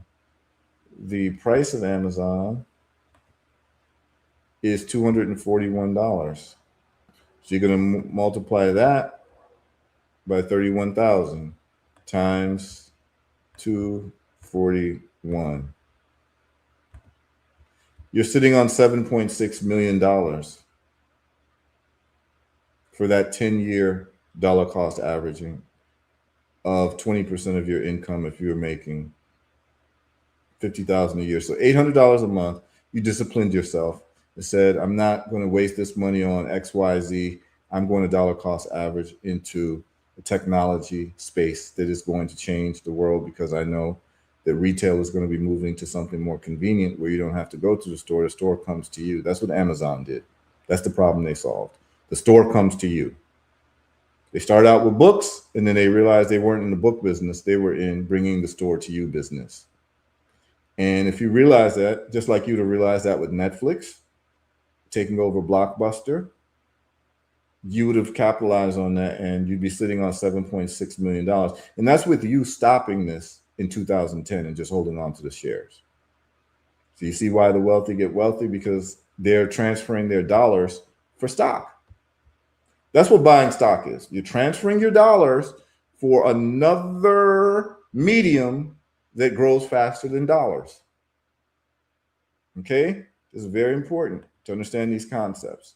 Now, this is why we're dollar cost averaging into AI. Let's look at the other stocks in AI that are important to look at, that I'm dollar cost averaging in. So we already saw SanDisk and how crazy that looks, and what of a good month I had with SanDisk. And to tell you all the truth, I'm happy that I had a great month, but to be completely honest with you, I would like SanDisk price to go down more, because if it goes down more, I'm going to get it for a better price. And that means I'm going to get more shares. Okay, so keep in mind, SanDisk gave us over 1 month 46% on our money. The next company would be Micron, MU. Okay, Micron is up today. 1.6%, which is more than you'd make in a year, which is actually not even more. It is 100 times more than what you would make in a year keeping your money in Bank of America. Bank of America gives you 0.01. In 1 day, Micron gave you 1.5, which is literally over 100x in 1 day, more than keeping it in a year with the bank. Okay? In 1 week, Micron has grown 14%. In 1 month, Micron has grown 43%. So I've made 43% on my money in the last month since I started dollar cost averaging. And like I said, I just do $100 a week. Okay? That comes out because I'm doing 6 or 7 companies. I'm doing, instead of 800 a month, I'm doing like 800 a week. Okay? But it's just based on what you can afford. So that's Micron. We see how well Micron is doing. In 1 year, Micron grew 766%. Damn near 10x. That's the 10x we're looking for, okay? All right. The next company is Western Digital. Western Digital is a storage company, data storage in terms of memory. Today, it's up 5.6%. So that's doing very well today. Last week, in the past week, I've made 42% on my money. This is the easiest money you're going to make, y'all, because this is in my sleep and I have it set. See this where it says buy order type? I have it set to what you call recurring investment. So it just takes money from my account automatically. So you see how like Netflix takes money from your account automatically every month so you can watch movies? I have Robinhood set to take money from my account also, but it's not for a liability like Netflix subscription, which is a liability. This is actually for investment to have my money grow. Your money's not growing when you're paying for Netflix subscriptions, $30 a month. You'd be better off cutting that out in dollar cost averaging into something worth that $30 a month. You'll be better off. So you want to look at your spending and see how much money you're actually throwing away that you could be dollar cost averaging instead, right? That vacation you want to take, that's going to cost you thousands of dollars. Well, it might be better for you to put that thousands of dollars, sit your ass at home and put that thousands of dollars into some of these companies and just sit on it for the next 5 years. You'll be much happier in 5 years when you look at your account and you're sitting on 6-7 figures, as opposed to the fact that you went on vacation and went and ate in some fancy restaurant and sat on a beach and took selfies. Like, you know what I mean? Like, you know, decide what you want to do with your money. But I know what I'm doing. So in 1 year, Western Digital did 1,100%. That's that 10x we're looking for. This is the number I'm looking for 5 years. Worst case scenario, 10 years. But I need to 10x. It has to be 1,000% for me to be happy. And with Western Digital, I would have reached that in 1 year. But like they say, the best time to plant a fruit tree is 20 years ago. And the second best time is today. So if you didn't get on this yet, remember the plane has not taken off yet. You can still get on it. So Western Digital is what I'm in. So I'm dollar cost averaging into Western Digital. Every week, money goes into Western Digital. The next company is Seagate, STX. You start seeing similar numbers. Okay? These numbers start becoming very familiar. 1 day, 3%. 1 week, 27%. 1 month, 42%. 3 months, 167%. 1 year, 719%. So you're seeing 8x to 11x to 40x. That's what you're seeing. SanDisk was 40x. Everything else has been, Western Digital was 11x. Seagate and Micron, which is MU, were about 8x for the past year. Okay. And then I'm also into HUT 8. HUT 8 price has been a little stagnant for the last week, which I like because I'm picking up more shares. 1 week, 10%. So even though it's grown, it's not grown as fast as the others, which is fine with me. 10%, which is much more than the bank is going to give you for a year, right? 1 month, 26%. 3 months, 141%. Year to date, which is 6 months, 156%. The whole year, you're looking at 581%, which is a 6.8x. Okay, that's what you made on your money with HUT 8. Okay, and then I'm into, so I just given you, I think I gave you 6. I'm going to show you the wild card that I chose, which is called Marvel Technologies. And so this is because the CEO of, so I have my X account curated where I get a lot of information very quickly. And the CEO of NVIDIA, which is the #1 company in the world, I'm not sure if NVIDIA is more valuable than SpaceX right now. I'd have to look at the market cap. But before SpaceX, at least, the #1 capitalized company. And the owner, I mean, the CEO and the founder, Henson Yang, talked about this company called Marvel, saying that this is the next $1 trillion company. So I looked into it, and Marvel's in the AI space. And so what happened? I looked at Marvel Technology, and I started dollar cost averaging into them from this inside information of Henson Yang. It's just what you decide to follow. You can have your social media feeds come up with like news about celebrities, or you can get news about like companies and technology. I get news about companies and technology, so I'm usually ahead of the curve. So what happens is that I've been in this for a month, and in a week, I've made 11%. In the last month, I made 68% on my money. In 1 month, y'all. Okay? It is going to get uglier and uglier because this thing is only growing. And people ask me, like, what about the bubble? Like, what about it crashing? I can't wait for it to crash because I'm going to get these stocks at a cheaper price. If it goes up, I'm happy. If it goes down, I'm happy. And that is where you want to be in your investing. If you understand your thesis, you're happy when the price goes up and you're happy when the price goes down. When the price goes up, you've made more money. When the price goes down, you've got the opportunity to make more money. Because you know that this is like investing in Google in 1995. This isn't like investing in Amazon in 2000. This is like investing in Netflix in 2002. This is like investing in Tesla in 2008. Like, you're getting in early on things that are about to change the world, and you're picking the leaders. And if I start seeing other companies that show themselves as the leaders in the next year, I just run my analysis and I will transfer my money over into those companies. Whoever the leaders are in the AI space, that is who I'm investing in. Period. Dollar cost averaging, and I'm doing it in my sleep. It takes the money from my account without me thinking about it, so I don't even have to think about it.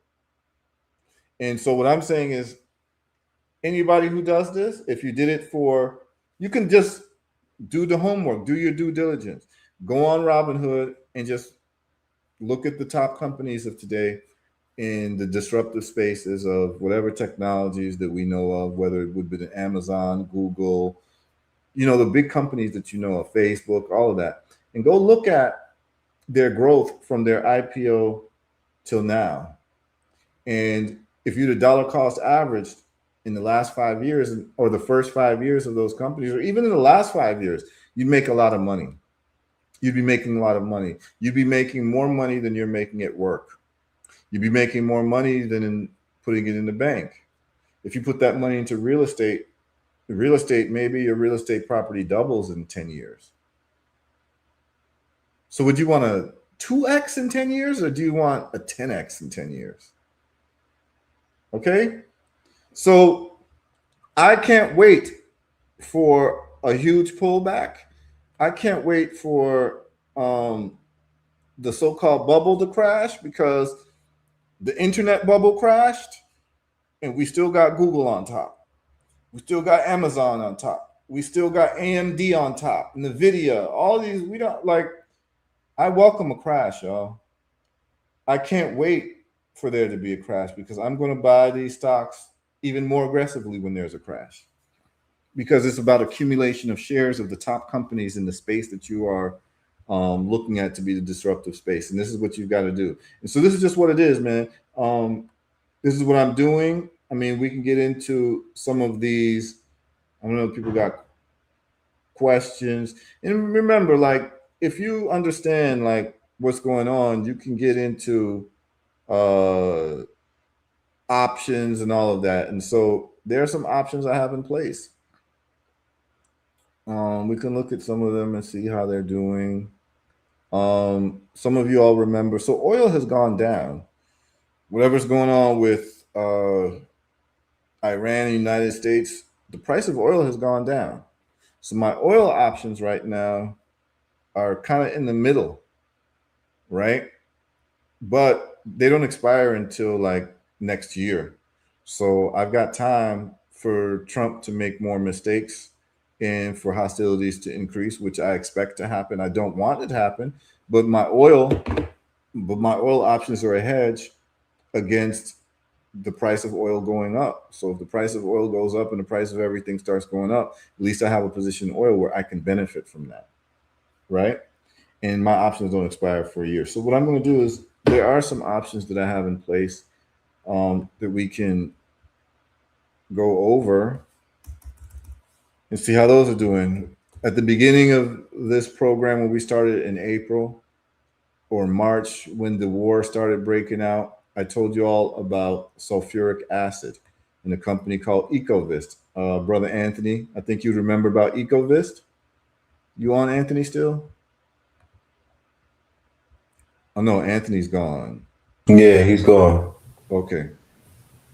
So Ecovist was a pick that I told you all about, because sulfuric acid is what's needed to process metals, industrial metals. And a lot of it comes from the Straits of Hormuz. And if it's closed and things aren't moving, you're going to have a shortage of sulfuric acid, which means the price is going to go up. And there's a company in the United States that makes sulfuric acid without the use of Straits of Hormuz sulfuric acid, which is a byproduct of oil refinery or oil refinement. And so I'm going to share with you all right now my EcoVist option and what that looks like. Can you all see the screen? Are you able to see the EcoVist chart? Not yet. Okay. So let's do it real quick. Give people some transparency on some of these picks. So EcoVist, I told you all about it months ago. And let's just go to EcoVist itself and see how it's been doing. The underlying chart. Let's just see EcoVist. Is that the option? No, that's not the option. I believe that's just the chart. Okay. So EcoVist in the last week has been up 0.77%. Last month, actually down.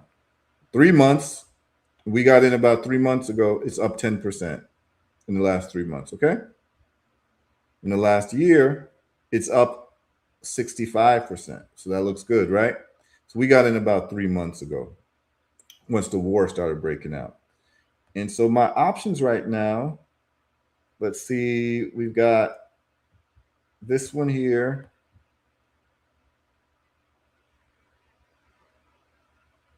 So this option, okay, you see this option here? Can you all see it? Yes, sir. Okay, you'll notice that on this option, I'm up 31%. Okay, so I put some money into it. I put about, how much did I put into this option? I got 6 contracts, the average. So I put about $700 in. So I'm up 30%. And so the value right now is $948. I could cash out today and make a $250 profit just on knowing that sulfur did what it did. Okay. So I'm up on that right now. I did an option on the NASDAQ. And those people who follow me will know that one of the picks that I did about 2 weeks ago in option was NASDAQ. Okay. So NASDAQ is down today at 2%, but the last week it's down 0.1. The last month is down 6. It's up in the past 3 months, but it's up slightly. We're expecting NASDAQ to go up. That's why we have an option on it. Okay. So if I look at my options right now in NASDAQ from when I got in, if you followed me and you got an option contract when I told you about it, do you see what today's return is, Phil? Crazy. 14,000%. Boy, You see that? Man, I'm gonna come move in with you for about a month. we just gonna chill and get rich together. Yeah, I mean, Man. So those people who follow me on HERUtrades.com, you're also got that same percentage because I tell you what my trade is. I tell you where I got in and everything, and I tell you that I usually cash out when I have 300% in profit or more, which is a 4x in profit. Right now, total return is 36%. But today we got a rise of 14,900% today. So today I made $745. It says right here. That's just for today. Okay, because we were down some, but it's recovered very nicely. And it's gone up to 15,000 now. It's at 16,000 now. You see it? You see this, Phil, as we're speaking? 16,900, yeah. Yeah. Damn near 17,000. Yeah. Okay. And so this is how people make money in their sleep while they're doing other things once they understand what's going on. Okay. I got in on this particular option. I'll click it. Show you all more on this option. So I got in March 19th, y'all. No, I actually got in. When did I buy this? It should say when I bought it. Yeah, so I bought it May 27th, which is what? 3 weeks ago. In 3 weeks, this is what has happened. Look at this. It's at 17,000% now. Wow. So in just one day, I'm probably going to clear $1,000 in one day on this because we're already at $820. Do you see that? Beautiful. Yeah, So that's I got in, my average cost was $1.10. I bought 5 contracts. So really I spent $550 on this contract. And right now I'm at 825. So I'm going to be close to doubling my money. Right now I'm at 50% profit for the total, 16,000 for the day. And I expect this to just keep going up. Okay. Those of you who are also following me on, those of you all who are also following me would have seen my American Express play. So I have an option on American Express. I'll show you all that one. And the people who are my subscribers, you'd have already gotten this weeks ago and you'd have seen it. And sometimes it'll take some time for the options to pop, but we start seeing profit. Would you see this red pill? Yes, It's sir. American Express. It's up Amex. 1% today. So I have an option on American Express. And look at the option. It's up 44%. Do you see that? Total return. Yep. Okay. So I've made a quick $500 on that. And I'm looking to make 400% on this. So I'm looking to make 5,000 on this. Okay. And then cash out. So there's a bunch of other companies that we're looking at, but you know, you get your updates once actually get into HERUtrades.com and you sign up for membership. You literally get all of the plays that I have. Am I looking at anything this week? I don't really see anything this week that I like. There may be something that I might see tonight or tomorrow, and then of course the subscribers will get the information if I make a trade. Right now, I'm comfortable where we're at. I'm comfortable with the. I'm going to show you all a ETF. So this is a AI ETF, which is just a combination of different companies that this company venture capital fund will invest in, and those companies will be some of the top companies in the AI space and the compute space. And so they tell you the companies that they're in. So NVIDIA, Taiwan Semiconductor, Micron, which is MU, which I'm in. So basically what I've done is I built my own ETF in a sense, and they have their own ETF. So if you don't want to even think about anything, you can just invest in the ETF and they will move in and out the companies that they think are right in that space. And you just invest in that. And you could just dollar cost average into an AI ETF. SMH is one of them. Let's just see how they've done in the last year. You'd have more than doubled your money. Your growth isn't going to be as great as, you know, picking out companies one by one. But if you just want to have exposure to the AI space, SMH is a company that you might want to look at. It's just a semiconductor ETF, which is just a combination of companies that are in the compute space for AI. And they will do the trading for you in terms of picking the companies, and you just invest in them and they'll take care of the rest for you. And if you did that, you'd have made 141% on your money for the year. Okay. And so this is what we want to do. We did dollar cost averaging. We did the options and showed you how some of these things are doing. I'm not going to get exhaustive into it. The oil options are down. The price of oil is down, but we are using those as security against whatever may happen in terms of the rise of anything. Like if oil goes up, it affects everything, the price of food, the price of everything. And so the way that you benefit off that is to have a position in oil so that the money that you get will not only offset your cost of day-to-day living, but you actually can come up in a very serious way, and that's using kinetic knowledge. And so I have no confidence in the United States government to achieve peace, because the United States has been at war every year except for 13 years in its 250-year history. So I expect America to continue with this tradition of warmongering. And because of that, I expect tensions to rise and price of oil to go up. And if it goes down, that's fine. The price of everything is cheaper. But if the price goes up, I've protected myself by having a position in oil. And my options don't expire until March and June of next year. So we got time. I got time to wait.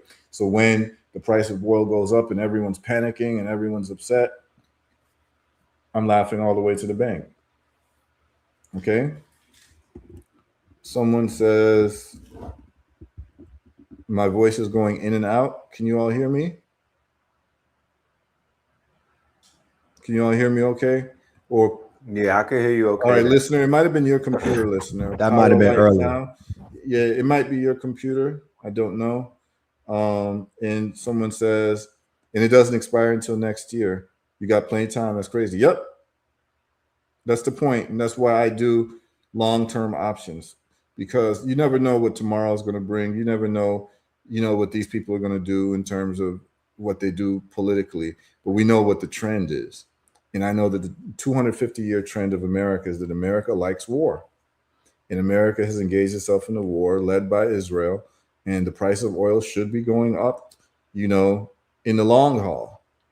But if it doesn't, that's fine. I lose on my bet. But what that also means is I actually win in a sense, because the price of everything went down. So even the money that I was going to lose through the price of food going up, I've saved it by the price of food going down, even though I lost money on my option. But my option has an opportunity. Let's just say I put $1,000 in oil options. It has an opportunity to 10x. I can make 10 grand off of it. But if I lose $1,000. If I win 10,000 or more. Okay. With the only caveat is going on the credit history of the United States. And the credit history of the United States is it likes to warmong. It's a warmonger culture, leadership. They want to be the bullies of the world. They've been doing this for long. They've been doing that to Iran for so many years, overthrew Iran's duly elected president of Mossadegh, tried to put in the Shah, all of that. Like it's crazy. And Iran is being attacked.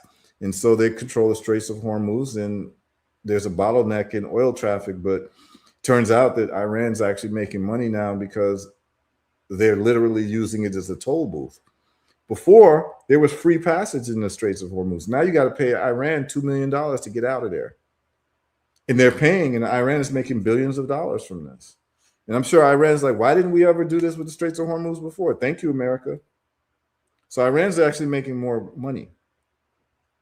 But we expect the price of things to get more expensive because this is another added cost. And then hostilities cause, fear, which would cause the price to spike. But we'll see what happens with oil. I've got till March, June of next year to my options expire. So I plan to make at least double the money on that, at least. So let's see if we got any questions. I'm gonna try to run through the questions, y'all. I'll put comments on stage. Let me just run through the questions so anyone got any questions. I think it's been another good show. We've been on for 2 hours. I think people have gotten value. You definitely know what I'm dollar cost averaging into. You know some of the options I'm in. How do you invest in the Urban Vitamin Company? Oh, the herbal results. So we've already had our first stage of investment, and that's been closed. We're going to move to stage 2. That will be opened sometime this summer for stage 2. The people who invested in stage 1, 99% decided to roll over their investment into stage 2, and we can take new investors in stage 2. I have to travel. I'll be traveling to secure space for factories so that we can actually make our products ourselves instead of contracting other manufacturers to make our products. We're going to have our own factory. And so that's where the investment will be. And I'm choosing the right place to do that in the world. And it's looking like we may be having a factory in Ghana or in East Africa, in Kenya or Rwanda. So we're going to look at it. But the investors and the potential investors, we will announce when that investor meeting, it's a Zoom meeting that we'll have. And if you're interested, just email us at info@herbalresults so we have you on the list as a prospective investor, and then you can attend the investor meeting, okay? Someone asked, what about EcoVist? I believe I answered that earlier. Someone says, how often do you yield profit to extract per year, and what amounts per year do you make draws on? Okay, so M. Cole, great question. Options are different than stocks. I think you're asking about stocks. So I do not take money out of my stocks. I do not sell them. One of the first rules of investing and growing wealth is understanding that you never sell an appreciating asset unless you have a better appreciating asset to move it into. So for instance, if your family, and this is the best way to do it, if your family in the 1820s purchased and owned 100 acres of downtown Manhattan between 1820 and 2026, 206 years, let's say. Should your family have ever sold any of that land in downtown Manhattan? Not 1 inch. Not 1 inch. Why? Because that is your wealth base, and it's going to appreciate. It's an appreciating asset. And with appreciating assets, you can always borrow against the assets and never have to sell the asset. And that's how you build generational wealth, is that you pass down assets from generation to generation. I actually, it's funny, the people I meet, man. I don't know if I look like an interesting person or not, but I'll be sitting on an airplane and people just start talking to me, man. And I literally met somebody whose family purchased land in Manhattan 100 years ago. And that's the base of their wealth. They never sold it, and they just borrow against it. That property, those properties are worth billions of dollars now. So we don't sell appreciating assets. We only sell depreciating assets and move the dollars into other appreciating assets, but we do not keep our money in dollars. We try not to keep our money in dollars. The reason is because it's a depreciating asset. Dollars are depreciating assets. So the only time we sell is if we have something better to move it into. Okay, so like, let's just say that I've already gotten my 10x off of Amazon. I don't see Amazon 10xing anymore into the future, right? So what am I going to do? I could sell my Amazon. I'll take a tax hit, but it'll be a long-term capital gains, which is much cheaper than short-term. So if you hold a stock for more than a year, you get a capital gains tax decrease where you pay maybe 15%. But if it's less than a year, you're paying close to 40% on taxes. So that's why people like to long-term hold. So the answer to your question, M. Cole, is that on these stocks that I am dollar cost averaging, I will never sell them. Now, have I sold stocks in the past? Yes, I have. I needed to do a business deal in Africa. And so I sold my Tesla stock some years ago, and I sold some Bitcoin to do construction company in Africa. And so I was able to do that and transfer it to something that would have been more lucrative and so more meaningful to me, always knowing that I can dollar cost average back in. So what you're going to do is, I would say, if you need emergency money, you can sell, but you can always go to your banks and you can get loans on your portfolio. And there's a department in every major bank called the Securities Loans Department. And I would just advise people start having these conversations. Go to your bank. So in the Securities Loan Department, it's a whole different thing. So, like you go to the bank. So Securities Loan Department, a lot of times you have to book an appointment. You can't just walk in. So you book an appointment. When you book an appointment and you go see them and you're going to Securities Loans Department, the way they greet you is a whole different thing, man. They got coffee for you. They got donuts for you. They got, they damn near got a full course lunch for you because they know that you're somebody with money. Because the only people who come to the security loans department are people who have securities. That's right. I mean, that's a no-brainer, you know. Mm-hmm. And it don't cost them nothing. Mm-hmm. And usually the securities loan department is like on the upstairs level of the bank. It's not on the ground level. It's on the upstairs. They take you up an elevator. Yeah, you know, like you get see in these that bank elevator. buildings. Yeah, you see these big bank buildings. Okay, this is how you know moving on up what level of financial status you're in. If you've only seen the first floor of a bank building, then you ain't got no money. All the people who've got money see the higher levels of the bank building because the different offices where people are really moving and shaking are above. The retail office is the ground floor. The retail office is, oh, I need a checking account. I need savings. I need to cash a check. That's what the average person does. But the people who are really shaking and baking, like you've got securities, like you've got even stocks worth more than $100,000 or something, they want to talk to you. And you book an appointment and you talk to them and say, listen, man, I got these stocks. I'm sitting on this much money. What type of loan would I be able to get? And usually they will loan you 30% of your portfolio at 1% interest. So I know people, I want y'all to listen carefully to this. I know people who've been doing this stock game for so long that they will go and their mortgage for their house is actually a securities loan from the bank. Listen carefully to what I'm saying. A securities loan from the bank is at 1% interest. A mortgage loan right now is around 6 to 7%. So you can get a loan. Let's say you had $1 million portfolio and you want to buy a house for $250,000. Well, you could cash out your stock, but why would you cash it out? It's an appreciating asset. So guess what the person does? They'll get a loan for the full value of the house, $250,000, let's say, and get it at 1%. And still hold on to the stock and get the appreciation value of the stock. This is how wealthy people do it. They borrow against their assets at a much cheaper rate than average people get loans at the bank because it's a secured loan against a rising asset.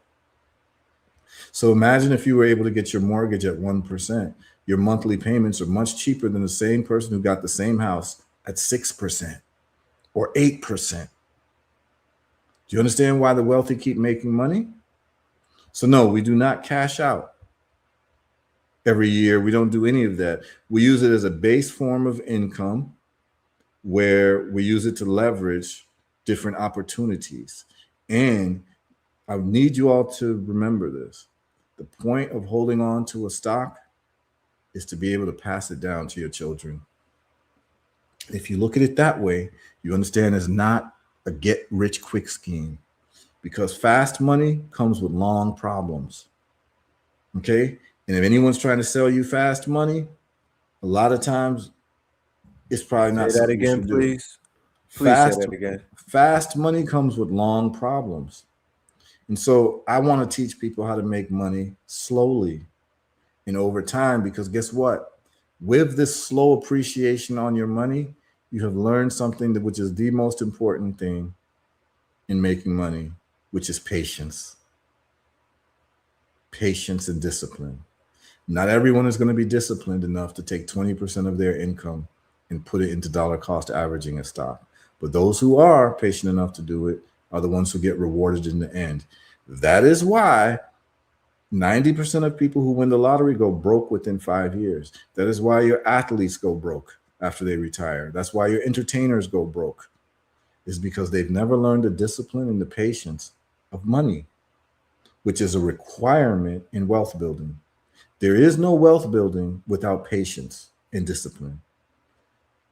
There's a difference between wealthy and being rich. Rich is ephemeral, it's fleeting. Wealthy is generational. This is what we're talking about. We're talking about generational patient money. And the only time I would cash out any appreciating asset is if I know for sure I've got another asset that's going to appreciate faster than the one that I'm already holding. Right? So all I'm saying to you all is the best way to do this thing is look at your cash flow, look at how much money you're wasting. And your cash flow can be from businesses or your employment at a 9 to 5, whatever it is you're doing. I would say to anyone, the formula is, and I'm going to say it every week, you take, and I got this from The Richest Man in Babylon. It's a book everyone should read. The concept is very simple. Take 20% of your income and pay yourself first. This is the whole thing. Like, no, you don't pay your mortgage first. You pay yourself first. And what is paying yourself? Your investments. That gets paid first. Credit cards get paid second. Debt gets paid second. What gets paid first is your investment. So 20%. So even the way they teach you in that book, before you even pay your electricity bill and all your other bills, whatever, because remember, you're paying other companies. The concept is pay yourself first. And then the other 80%, you figure it out. If you got to cut off Netflix, you got to cut off Netflix. You got to not do a vacation, you don't do a vacation. You got to do. This is the discipline. I've shared with you all the story of Stephen Mark Ryan. He's the guy who went all in Tesla. He got a second job and used the second job's money to buy Tesla stock. He sold his house, put it into Tesla stock, and rents now a studio apartment for like $300, $400 a month. He's been doing it for the past decade, and he owns. We did the math. He has about $40-50 million worth of Tesla stock, only because he decided to have discipline, and all the money that he got in the last 10 years, he just put into Tesla. His YouTube channel, he uses his YouTube money and puts it into Tesla.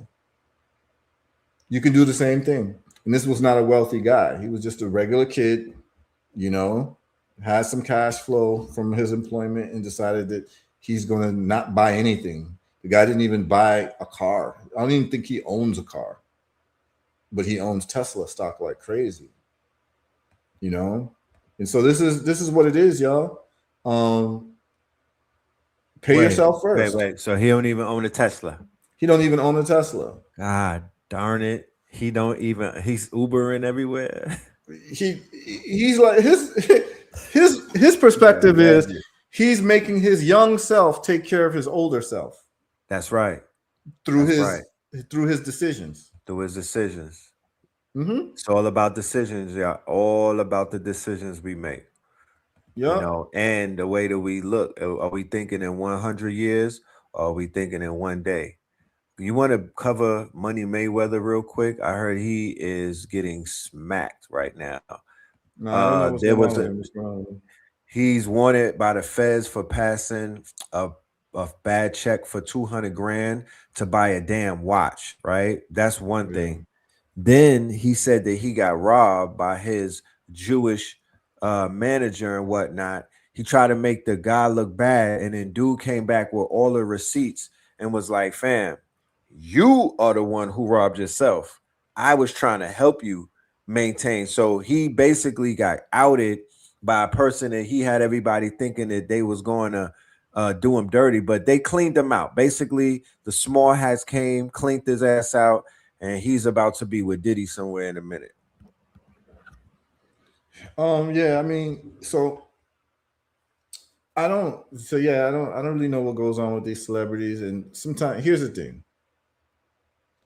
If you spend any time with these celebrities, and I have, it's not what you think. And a lot of things that you get in the news from celebrities are literally planted in the news by celebrities and their PR team. So a lot of the drama that you might hear from them, a lot of it ain't even true. A lot of it is just them trying to stay in the news. So I don't know what his situation is. But if he's got money problems at all, it's because Floyd Mayweather has never had anyone in his life that he takes seriously teach him about assets and liabilities. So he might have made $1 billion boxing or $800 million boxing, but it means nothing if all of your money is in liabilities. And so what they try to what they tried to get Black folks to get into is consumerism. It's like, I never understood, like, I just didn't understand because I've never been into cars. I never understood why, like, when people got wealthy, the first thing they did was all buy the same type of cars. I never understood it. I never understood why, like, you know, Mercedes or this or BMW. Like when I was younger, those were the main cars, right? Like it was almost like programmed that like whenever you get money, you have to do this. Okay. What's really funny is when I used to be a lawyer in Miami, I used to do legal work for a Jewish guy who owned a forklift company. Basically what he did was he would buy forklifts from China, private labeled forklifts from China, and then put his logo on the forklifts. And that's what he did. So he'd get them from China for cheap, and then he would sell them or lease them to companies that needed forklifts. That was his money.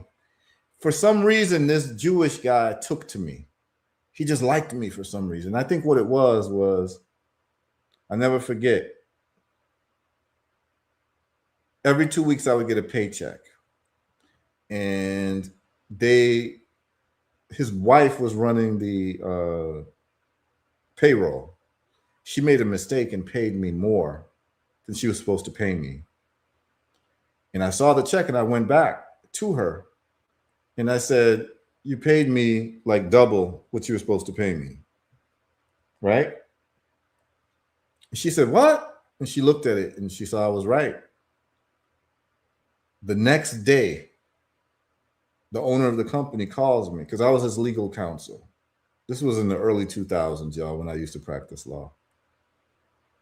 And he came to me and he said, you know, yesterday I cried. And I said, what do you mean? What happened? He said, my wife told me that we overpaid you. And you came back immediately and told her that do you understand that we have 50 employees here? Nobody has ever given back money. This has happened before. My wife has made mistakes before. It is what it is. You know, it's happened before. But we realize it maybe months later when we do audits or whatever that she overpaid. And it's happened like 4 times in our company's history, 5 times. And, you know, I'm always scared that this might happen, but you're the first person and the only person who's actually ever given back money. So now I'm going to treat you like a son. This is what he told me. This guy was crying. So because of this guy would make me present at all important meetings. And what I got to find out was he was funded by another Jewish guy, an older Jewish guy. And the guy's name was Roy Jonas.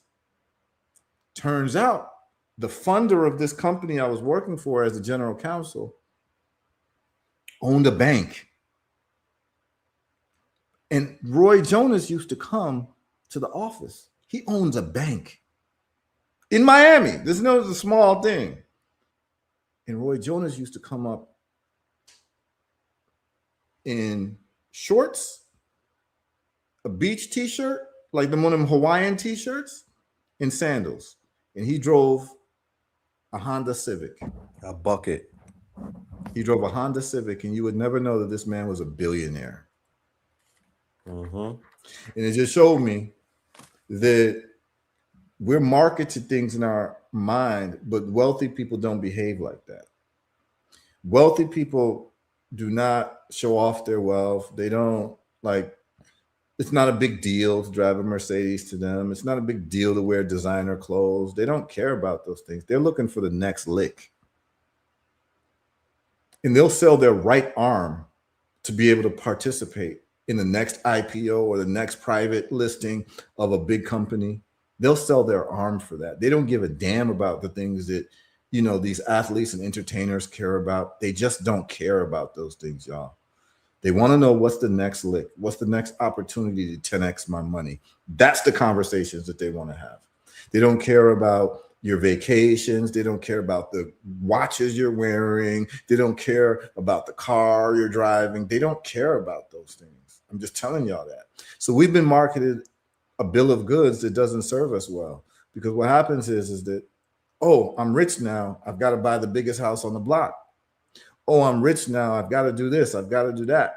And all you're doing is buying liabilities. And this is why Floyd Mayweather will forever be in a cycle of poverty. And then will be a chance that his grandchildren will be poor.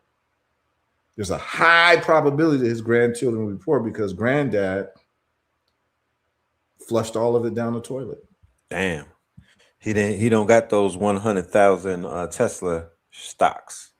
Exactly. Because I never seen him do the you know how they do the money phone or they do the money spread. I never seen him do the stock spread yet. You know what I mean? No, they're not going and to. A person like him with his materialism, he would have done that if he had it.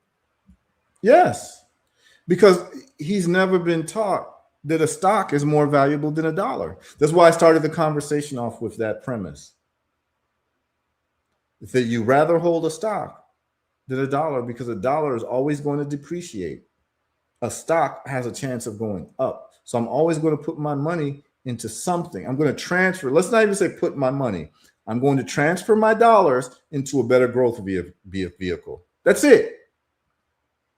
This is what investing is about. I'm transferring the liability of holding a dollar into something that's going to actually grow that money. So it's going to be something that's more valuable than dollars. And anything that costs more than a dollar is more valuable than dollars. So all you have to do is get some type of vehicle, whether it be real estate, stocks, crypto, and you can see that it's more valuable and it's going to be more valuable than a dollar, which means that it costs more than $1 to purchase one of that thing. That means that that thing is more valuable than your dollar. So you'd rather have that one thing as opposed to that $1.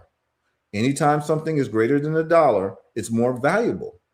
And if it has a trajectory of going up, you want to transfer your dollar into that thing. That's what investing is about.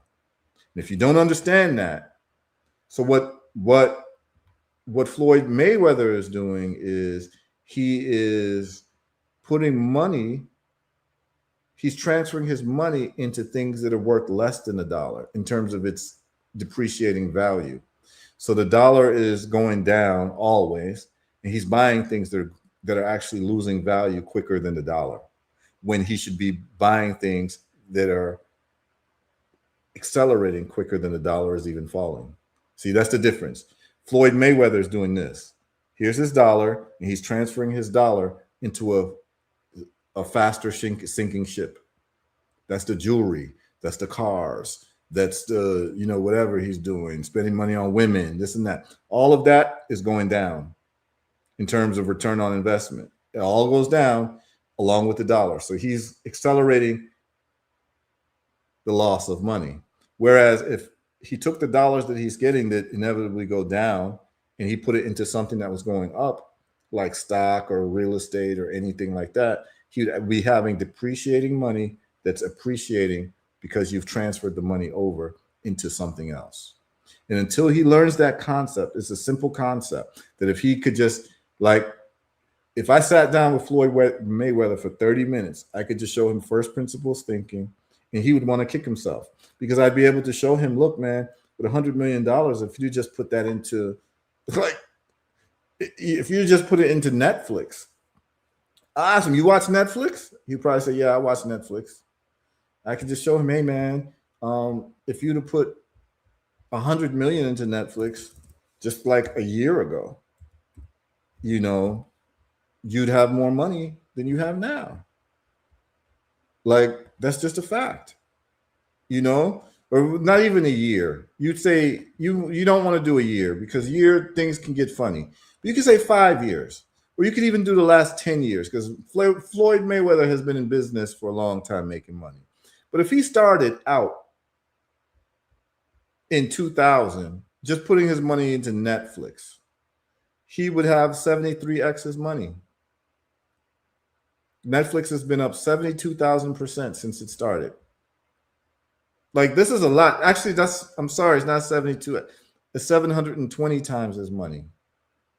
I'm not making this up. Look at this, y'all. I'm just using Netflix because everyone knows about Netflix. But I could use even companies that's even crazier. You see Netflix? Do you see that red pill? Do you see Yes, the sir. percentage over time? 72,000. 72,000. That's crazy. So that's 720x. Now, if he would have done NVIDIA,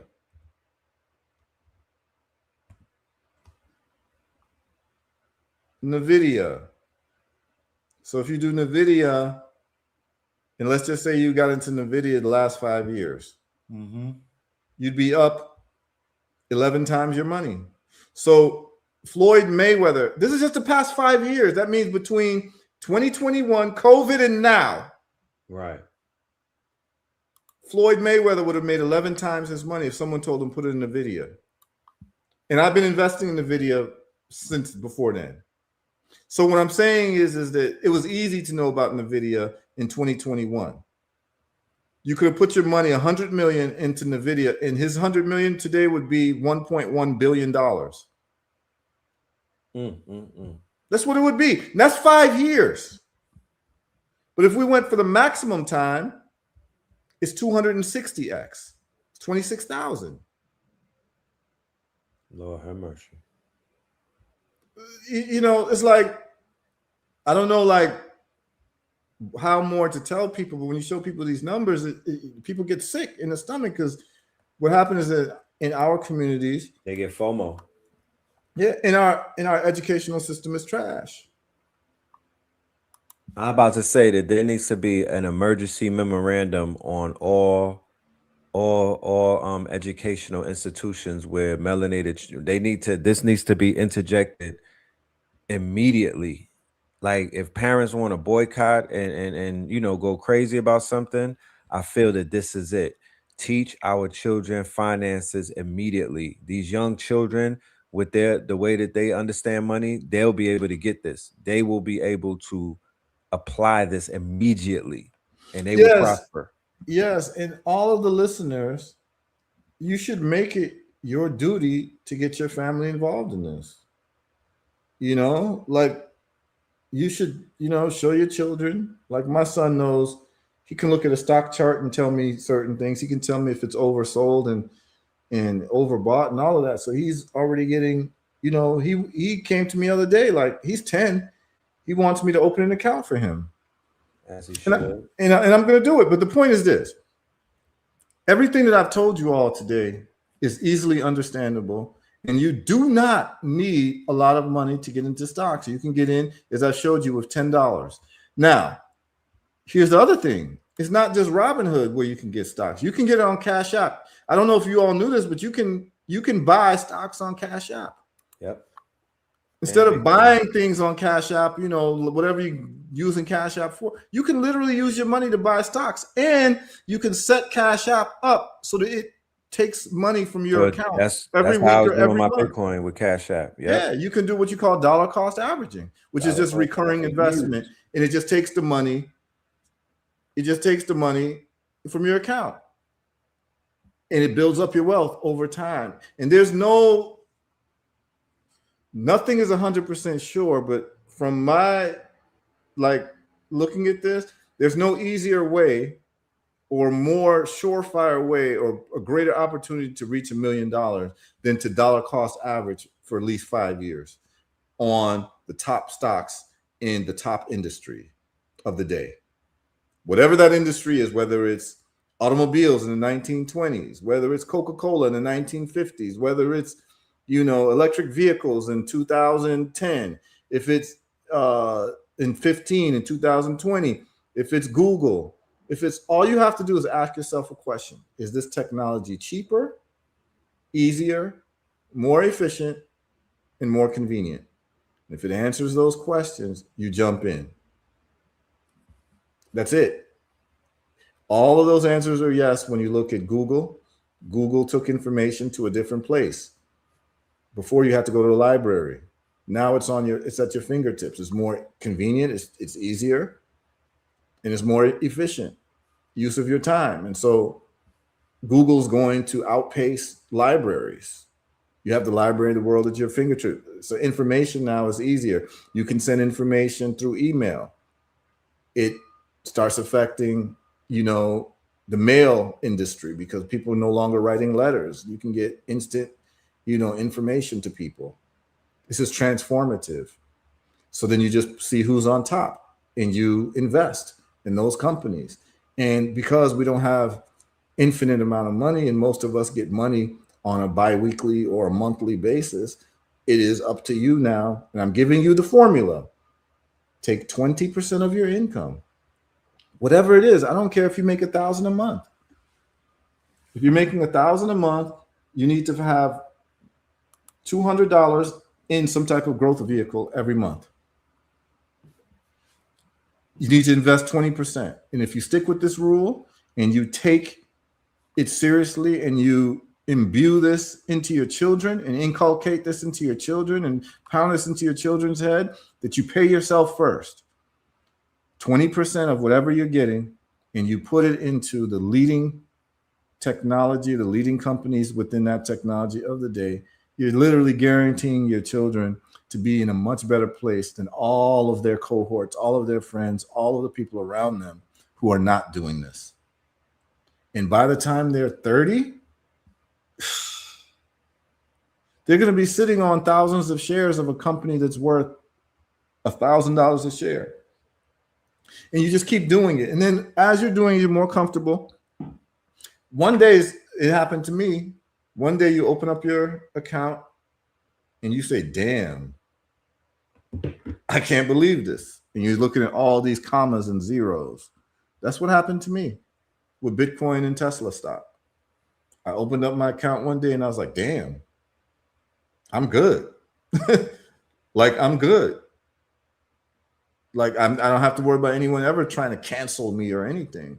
So I can tell you all right now, because of what I've done and this approach that I've done, and because I have businesses too, it's literally a mathematical and scientific fact that my child, my son, will never, ever have to ask anyone for a job. He'll never, ever have to do a resume. Ever. And this is just a fact. Like, this isn't like hyperbole. I'm just telling you that because of the steps that I've taken, my son will never, ever have to ask anyone for a job. Ever. And it's a good place to be. And I'm saying that all of us, and all of it, yeah, and all of us can be in that position by taking this. And everyone who sees this inevitably will say, I'm sick to my stomach that I didn't know this 5 years ago or 10 years ago. Because everyone knows about these companies. Just about everyone watching is, hey, everyone. And then people say, oh, why are we making these? We don't want to invest in these companies, but you're ordering things from Amazon. You're watching Netflix. You're on Facebook. You're on YouTube. So you are making money and giving attention to these companies that you're saying that you shouldn't invest in. You've invested your time into these companies. So you might as well make some money out of them. This is the point that I'm making, because you're going to get a lot of people who are in a certain type of space. They're like, F the system and this and that. And that's fine. I agree with you too. But what you're not going to do is you're not going to buy things from those companies and then tell other people not to invest and make money off the companies, because you're in a losing position as the buyer and not the investor. So if you're the consumer and you think it's okay to buy from Amazon but not invest and make money off of Amazon, or you're on Facebook all day arguing with people about politics and this and that, but you haven't taken the chance to look at the Facebook chart and see how much money you could have made. There's a lot of people watching on Facebook now. All right, for all the people watching on Facebook and the people watching on YouTube, okay, because there's people right now, I'm sure, I haven't even looked at the chats. There's people in the chat who are like, I can't believe we're talking about investing in stocks, in the beast, in the system, and this and that. And they're on YouTube saying it. Do you realize that you watching this on YouTube or watching any YouTube is actually making YouTube money?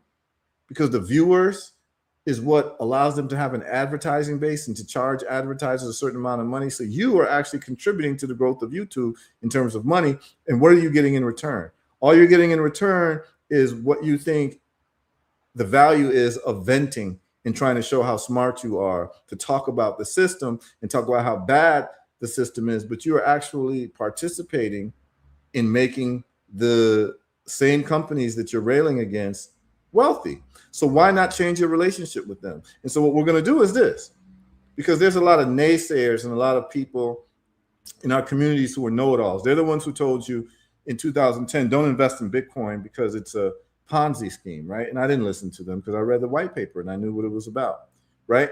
Check this out. What we're going to do is we're going to look at Facebook and Google. That's what we're going to do.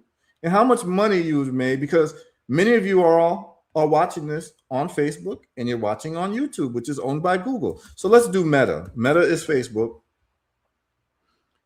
And you all have been on Facebook arguing with people and taking, and get $1 for it. Yeah, and taking what you call selfies and posting what you ate today and this and that. Okay, so in the last 5 years, if you invested in Facebook, that's a 75% return. That's better than nothing, but the max is what's important.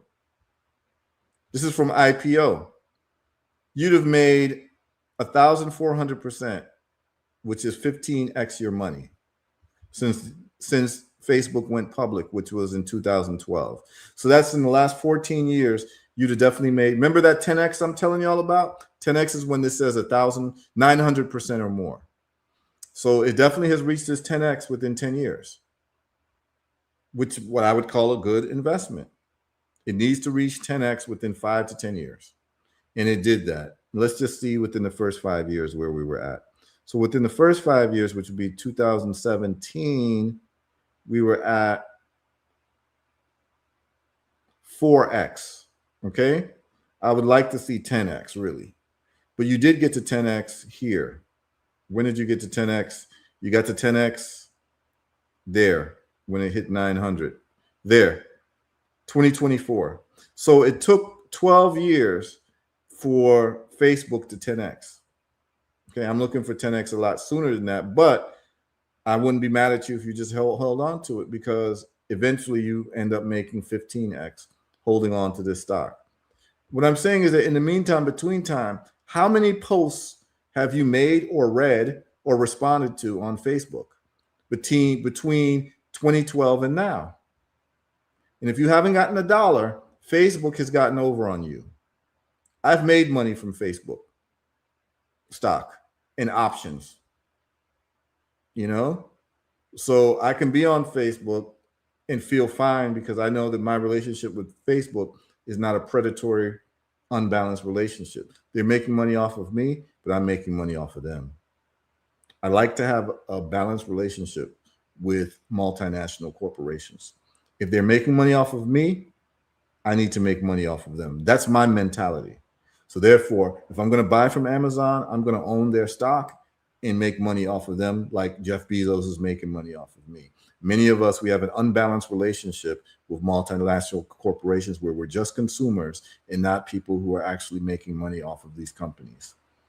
I believe in reciprocity. Okay? So if you are contributing any of your time, let's do YouTube. Let's do Google. So we get a lot of people talking, but when you see the numbers, people get really quiet. Google. So Google, can you see Google right now? Red pill? That's Alphabet, Class A. That's Alphabet, yep. Okay, so last year. Daddy. Okay, so in the last year, Google has doubled. So you made double your money with Google. 5 years, it's up triple. 200% is 3x. Since Google started, you'd have made 140 times your money. That's 14,000x. I mean, that's 14,000%, which is 140x. So think about this. A Floyd Mayweather, all these people. He would have made, if he just put $1 million into Google, because people, look how flat Google was for many years. You had an opportunity to buy Google under $10, under $20.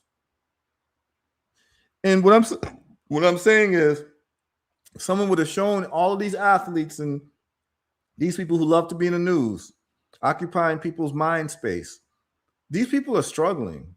You meet a lot of these celebrities, and if they sit down and talk to you, a lot of them are broke. And the only money that they can make is off their name in some type of way, of past things that they've done. But they don't know how to really make money off the future because no one ever told them how. It's really not their fault. But it is your fault in 2026 because we're in an information society and you can damn near sit down and teach yourself anything.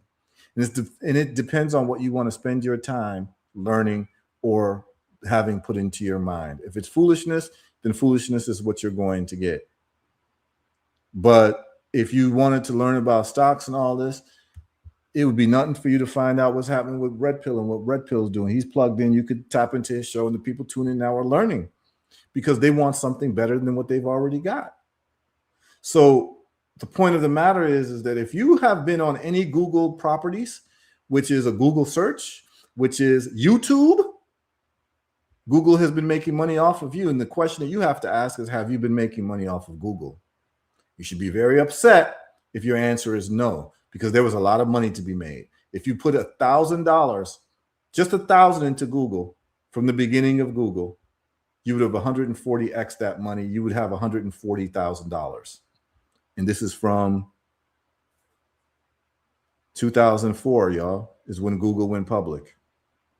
2004, that's less than 20 years. I mean, that's a little bit more than 20 years. That's 22 years ago. Do y'all remember what y'all were doing in 2004? I do. Imagine if you were dollar cost averaging all the way now to now. Even if you were dollar cost averaging, I probably could do the math. If you were dollar cost averaging $100, okay, let's ask the question. If you were dollar cost averaging $100 a month into Google from the beginning until now, about how much money would you have? Is that an interesting question? Let's do it. Let's bust out the calculator. Let's do it, y'all. Now, this isn't going to be exact numbers, by the way, because there's a lot of compounding that goes into place. But I'm going to just, and I probably can figure out a formula that I could do with Grok to figure out how much it would be. I could ask Grok this question, but I'm going to do it another way. I'm going to take the median price. Okay? I'm just going to take the median price, which is your average cost. If you just dollar cost average all the way. Okay? So let's do that. And the number I'm going to give you is going to be less than what you would actually have because there's a lack of compounding that's taking place. But we can get some rough numbers here. Okay, so let's just see how I'm going to do this. Check this out. Google starts at $2.57. It ends at right now $3.84. Okay? So what I'm going to do is I'm going to take the median or the mean of $2.57 and $3.64. I'm going to take the middle of that. So let's just do the math. $3.64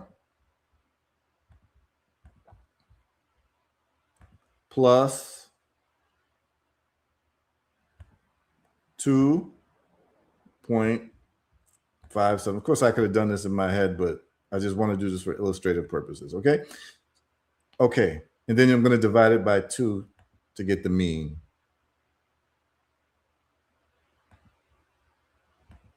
Okay. So your average cost would be $183 per share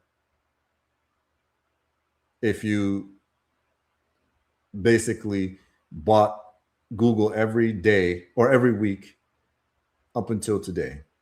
Your average cost would be $183 per share. Okay. Now let's figure out how much money you would spend at $100 a month. So $100 a month comes out to $1,200 a year. Okay. And it's been 24 years. So just remember 183. I'm gonna jot down 183 for y'all. Okay, we're gonna jot down 183. 183. Now, like I said, you're actually gonna have more, but I just want to do this.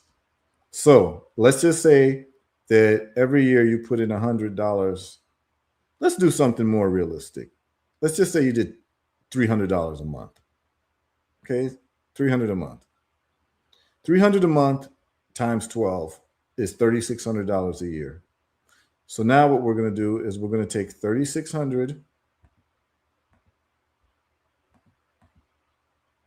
dollars times 22.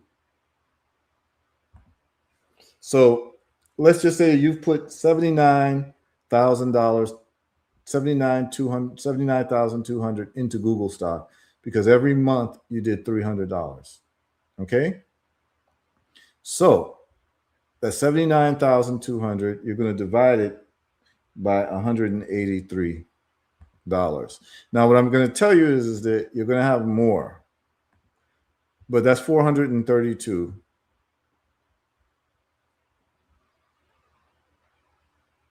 432, and the price. This is just $300 a month. 364 times. You at the very least, but you're going to have more than that though. Times 364. Okay, so for that $10,000 contribution, no, how much was it? It was 79,000. Yeah, you'd have more than doubled your money. But here's the deal. This is the worst case scenario because I did not do compounding. But you'd be ostensibly 157,000, but it's actually going to be much more than that. Okay, but that's still a good number for doing $300 a month. But here's the deal. To be completely honest with you, the stocks is a little bit different because if I went year by year, let's just say let's say you did $300 a month and it's $3. It ranges from $3. So for $3 for the first, okay, for the first couple of years, it's between 3 and 7. Okay. So $3 at 300 gives you 100 shares a month. And let's say you did that by 12. You're already sitting on 1,200 shares here. Okay. And then let's just say it goes to $7 for this year. Okay, let's do it. That would be 600 shares. So that'd be 1,800. And then the next year, it goes on and on and on and on. 1,800, 2,005. So you'd be looking at close more than 1,000 shares. I'm going to come up with a better formula for this. But what I'm quite clear about is that this number actually would be a lot higher. I'm going to come up with a better formula because that was too long to go, because that 180 is not an accurate reflection of the mean. Because look at this. It went so long under $60. It's only recently it's been over 100. So you'd have actually bought so many more shares between this time and that time where you probably have 10 times more shares than I'm talking about. I'm going to come up with a formula for y'all next week that I can ask. Maybe I can ask Grok. Let's ask Grok, and maybe Grok can do the math. So this is how you use AI. Okay. If I dollar cost average $300 a month. Let's have AI do the math. $300 a month. Because it's going to look at all the fluctuations and it's going to actually look at the compounding even better than what I could do. Because I left out the compounding. But if I dollar cost average $300 per month, if I dollar cost averaged DCA $300 per month into Google Class A stock,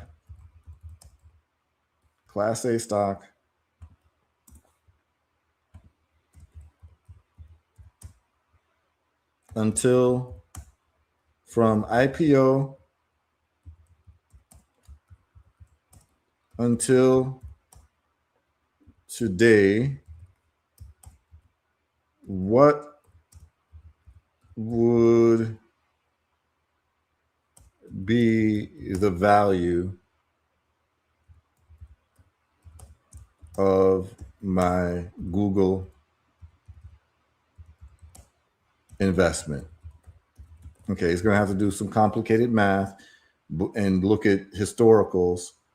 And let's just see if Grok is able to give me this answer. So you all are seeing in real time how you can use AI to solve some of these things that may seem to be complicated, okay? All right. Let's see what Grok is telling me.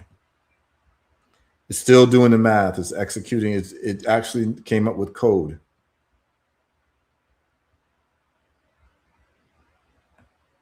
Okay. It's saying that it would be worth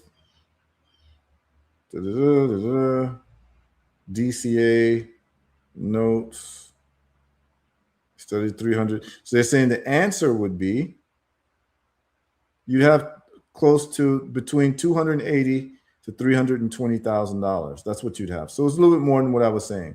Now, what about Amazon?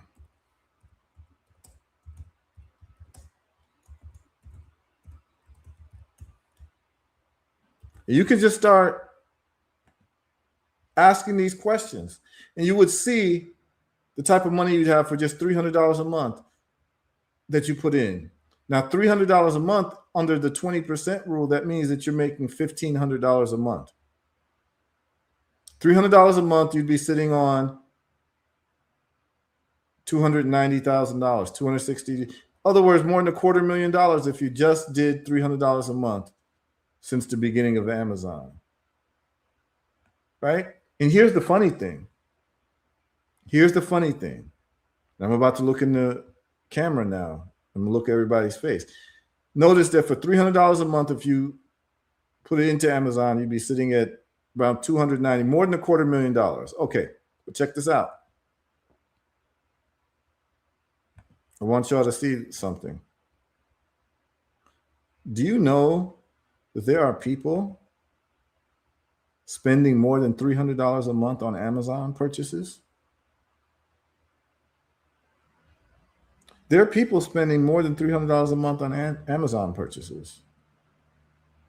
So if you can buy things from Amazon for $300 a month, you certainly could buy the stock and be sitting on $250,000.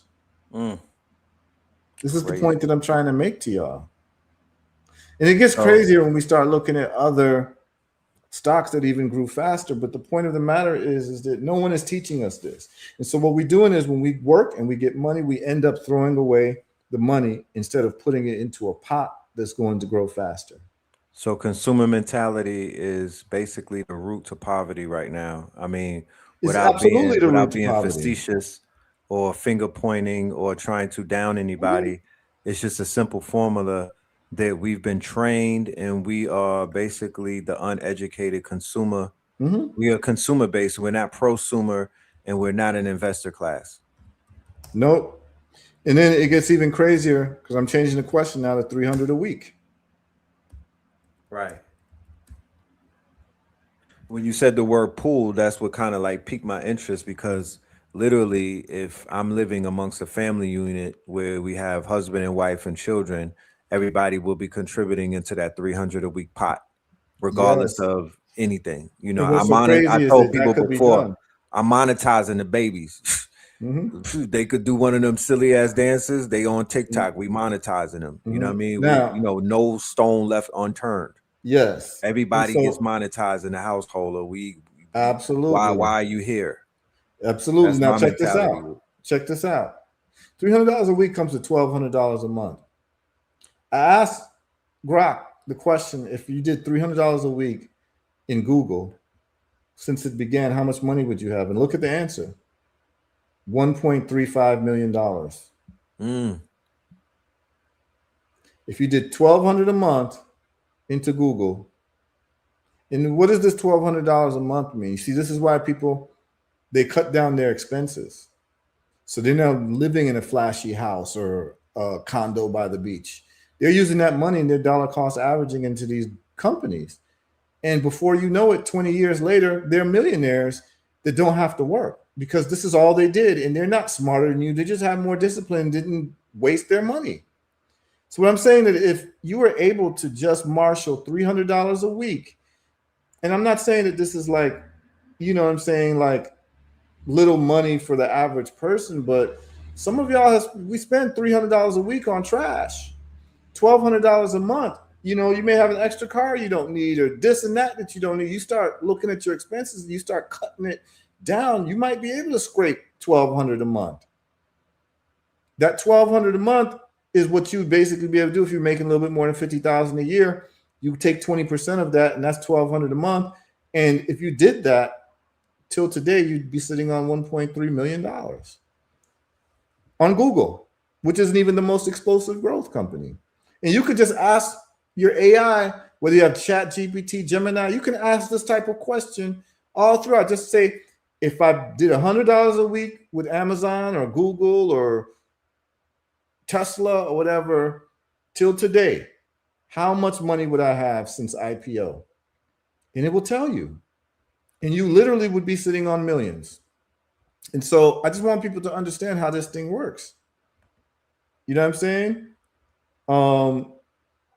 But yeah, I mean, when you talk about compounding, it usually is even more than what AI is talking about. I mean, I'll come up with a formula that'll be able to do it. But the point of the matter is that, you know, people gotta look into this, and your children should be taught this, and your children should be more excited about buying stock than they are about buying shoes. That's the bottom line. If your children can get to the point where you've trained them where they're more excited to buy stocks than they are to buy shoes and in cars, and then you've trained your child correctly to not be impoverished. There's no way in the world anybody who's been making sizable amounts of money for any amount of time, and what I mean by sizable is over 100,000 a year. If you're making more than 100,000 a year for any amount of time and you're not doing this, then you've robbed yourself. If you make $50,000 a year and you're not doing this, you've robbed yourself. If you're making $30,000 a year and you're not taking some money out and doing this, you haven't robbed. You just didn't know. Like, you know, people who make 100,000, people make 5. You're in different types of spaces where these conversations should be taking place. $30,000 a year, you kind of live in hand to mouth and you're just worried about working, but this should be information that was taught to you in grade school. But they make you think that stocks is something reserved for certain types of people and only you have to be rich to understand this, and that's not the case. If you can send money on Cash App, you can buy stocks. It's that simple. Okay? So it's that easy to do. You just link up your bank account and you buy stuff. And if you tune into shows like this, you get ideas of which stocks to pick, and you can do your due diligence to see how they work out. Every show I go over my picks and what it looks like. What you all have seen week after week, you're seeing growth in money. So for those people who are interested in following my picks in terms of stock options in real time and Forex trades and gold, silver, I think I'm in a silver trade right now. My Forex screen isn't up, but you know, I make money in different ways doing this. The most popular way that people follow me is through the stock options, which is different than buying stocks. But in terms of the dollar cost averaging, we're holding on to 5 or 10 years. And if we find something better, we transfer the money into that. But for 5 to 10 years, we are in these AI companies, and we're always going with the best performing AI companies. The losers, we don't even pay attention to. We look at the top 5 performing and we put our money into that, and we hold on to that and do it religiously for 5 to 10 years. And our money starts looking real different. Okay? So hopefully this was helpful for y'all. We've been on for 3 hours, and I think that we've given you all a lot of value. Brother Red Pill, please, you can close out. Yes, indeed. Family. Make sure you show the good brother some love. Tap into what he's doing. I feel like this is the most important show on this platform in terms of kinetic knowledge that will improve people's situations in life, because your nervous system is able to be regulated when things are settled and whatnot. When you know that you have a 100-year plan, you could think good, you could think clearly, you become more attractive, you become more magnetic. The information that we've been learning over the decades is fine and dandy, but if we have not helped you build a foundation financially where you can have FU money, then I feel that we failed you. The only thing that I'm regretting is that the brother didn't get on this platform 10 years ago when he was stacking Bitcoin at $1. Yeah. Yeah, we're gonna have to talk about that. Yeah. But other than that, y'all are getting everything that you deserve in terms of applicable information, kinetic knowledge. We not out here rebel rousing, making no noise. And I need y'all to do, if you appreciate what I'm doing and what the brother's doing, these videos should be 10,000, 20,000. I'm not taking no shots at anything that's out there, but it's a lot of frivolousness. Y'all won't even hold the people accountable that get on these shows and get on the internet and say that the Knicks was going to lose and they won. Y'all don't hold people accountable that said that the world was going to end and it kept going. Y'all don't hold the people accountable that told you ways that you could heal yourself and people start dying and whatnot. And I'm holding the people to the fire for that. I see hypocrites amongst us, and y'all won't stand on business. You feel me? Here we are standing on business, and we just saying, as a result of that, we not even asking you for nothing. We just saying, spread the word, spread the good word like you would spread a rumor and whatnot. Let it go. So with that being said, peace, love, and light. We'll see y'all later on. We also have a class coming up that's also kinetic knowledge called GitHub Money. That's a workshop. Not enough people are pulling up for that. But you know what? It's all good. The ancestors are smiling on us and the universe is conspiring for our success. For those of us that can hear that whistle and those that respond, salute. I appreciate y'all. And for those that don't, then one day you will hear the whistle. You know what I'm saying? We're going to continue to blow it and whatnot. Pause. Love and light. You know what I'm talking about? New York Knicks. Shout out to New York. All right, y'all. See y'all next Monday. Next Monday, we will be doing part 2 of autoimmune illnesses. On the Health Results Monday, we'll be going over Dr. Cicero Coimbra's protocol for autoimmune illnesses. Those of y'all who want to do homework, you can just go on YouTube and put in Coimbra protocol, Coimbra, and look at the great results that he's had with autoimmune diseases. Last week we did Dr. Alan McDonald, and this Monday we did, past Monday we did Dr. Alan McDonald and autoimmune diseases, where he was showing what he was seeing under the microscopes in terms of nematodes, parasites, and so we have that approach, and then we also have the immune system approach with vitamin D and Dr. Coimbra. So you can do some homework before then. Watch his interviews, his lectures, case studies, the success stories, and then you'll understand why we have the protocol that we have at Herbal Results, which combines Dr. Alan McDonald's work and Dr. Coimbra's work into one synthesized approach. And that's why we've been getting great results with autoimmune illnesses. So we'll cover that part 2 next Monday, and next Wednesday we'll be going over more of this information. Yes, I'm sorry. I didn't mean to cut your wisdom. I did get I did. Happy Father's Day. Okay, cool. That's coming up? That's coming up on Sunday for all of my fathers that are out there, because they get a lot of, can I get on my soapbox real quick? Yeah, man, go ahead. When it comes to this community, in particular, what they call the conscious community, and I'm not being sexist or gender and everything, but the men who has taught the world how to be men and how to be great and how to be gods amongst men, they don't get enough credit. You know what I mean? We are the sons of this information, and we've, you know, we've benefited immensely off of the teachings for over 100 years. When it started in the 20s and whatnot, with the El Malik, with the Elijahs and the Noble Drew Ali's and the Marcus Mosiah Garveys, and they've been going nonstop ever since then and whatnot. Salute to Chicago Crypto in the building. All of my fathers, man, all of my fathers, all of the Babas and whatnot. Like, I feel that everybody in this community owes the Babas of consciousness more than what y'all give them. You dig what I'm saying? Like, not even monetarily, but monetarily and energetically, we need more respect and we need more love for the people who we put our lives on the line for, because generations are being healed with this information. Real talk. And I'm not just getting in my, you know what I mean? I don't see respect for men. I don't see the respect for the fathers. I don't see the respect for the Babas and whatnot.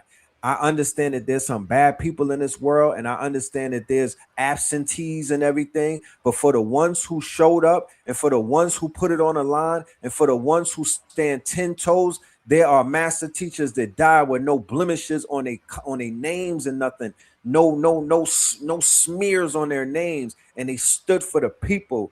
I need y'all to show more respect and more love for the Babas of consciousness. And I'm gonna just leave it right there. And for you, my good brother, like I said, and for brothers like Chicago Crypto, the ones who put in that work so their children's children are gonna be good, y'all are the legends in my eyes, man. And I salute y'all forever and always.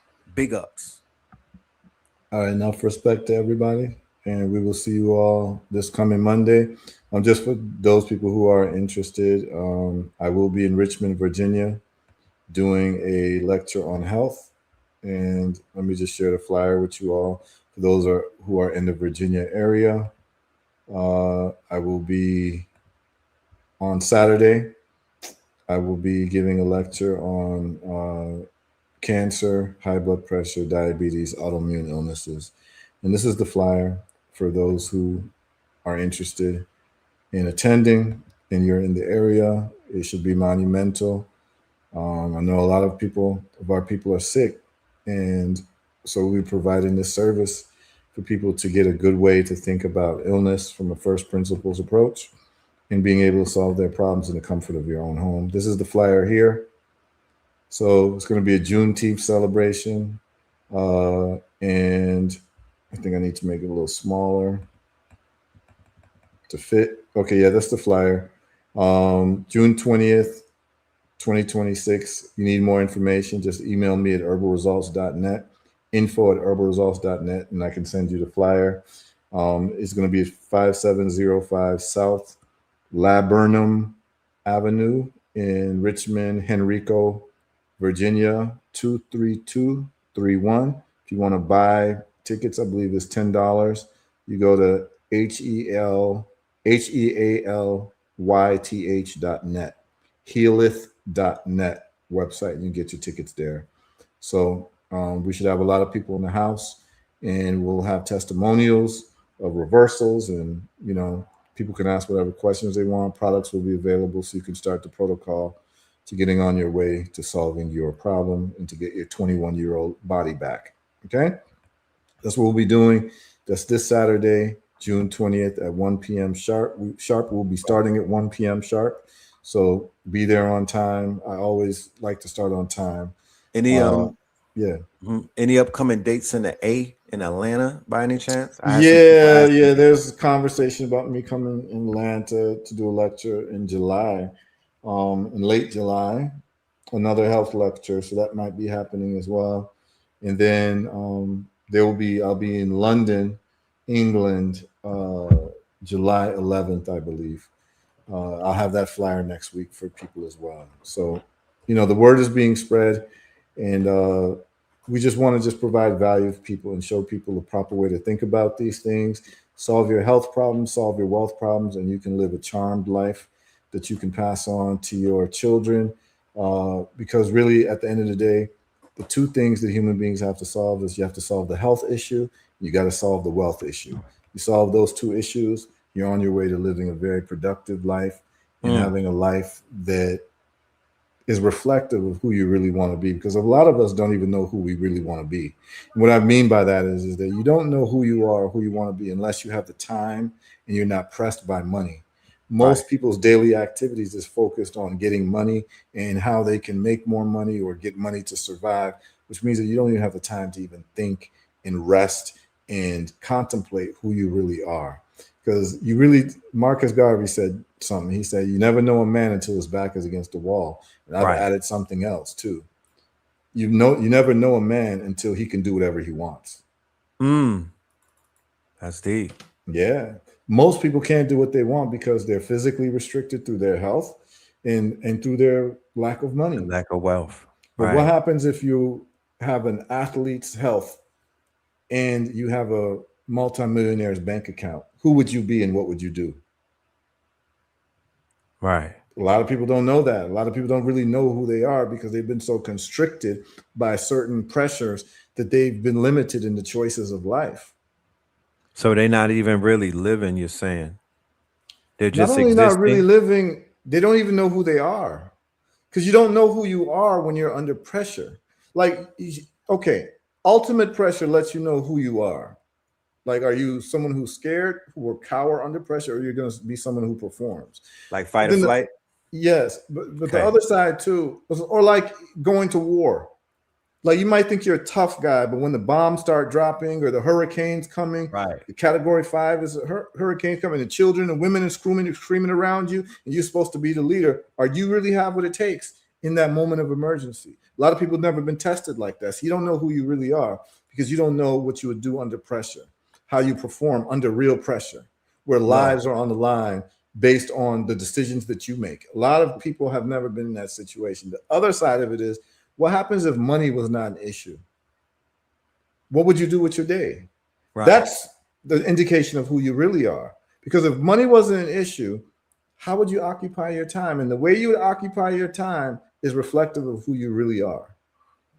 But most people don't know who they really are because they don't have that freedom of time, because they're trying to make money. And so what I'm saying is that making money and solving any health issues gives you a window as to who you are and who you're really supposed to be, because you don't have any health constraints and you don't have wealth constraints. Who are you?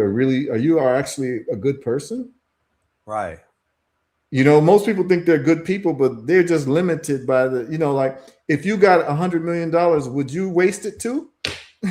Would you buy gold chains and diamonds and floss? And maybe you would. Or would you contribute to uplifting fallen humanity and making things better for people? Or would you take an hour or 2-3 hours a week or 5 hours a week to educate people on how you became free? Right. And do it for free, like what we're doing now. You know, because most people who've made good amount of money, they don't do this type of activity. They don't tell you how they made it. But the really funny thing is, if you meet somebody who's made a lot of money, and if they're comfortable with you, they will spill all the beans. I've been able to sit down with billionaires, multimillionaires, and for some reason, they'll just spill the beans to me. They'll tell me everything. Because if you ask the right questions and they think that you're a competent person, they love to share with you how they got successful. Rich people love telling stories. Yep. Wealthy people love sharing stories with you. And so I would just say that, man, like, more than anything, the economic freedom allows you to see who you really are. Are you really an asshole? Are you really greedy? Or are you charitable? Are you a fool with money?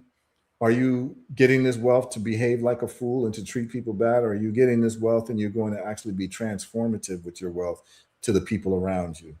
And most people would like to think that they would be transformative, but it turns out that a lot of people, when they do get the money, they become assholes, just like the assholes they were complaining about. Right.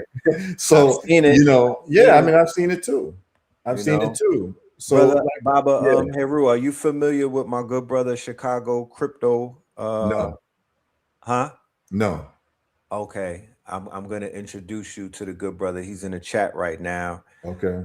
He's an example of, you know, seeing somebody who literally could just take he could ride off into the sunset and never do another class, you know what I mean? Just spend years counting his money and whatnot because of his investment skills and whatnot. And I've been booked. He's in Chicago, and I've gone to events where I've been booked to speak at with the good brother.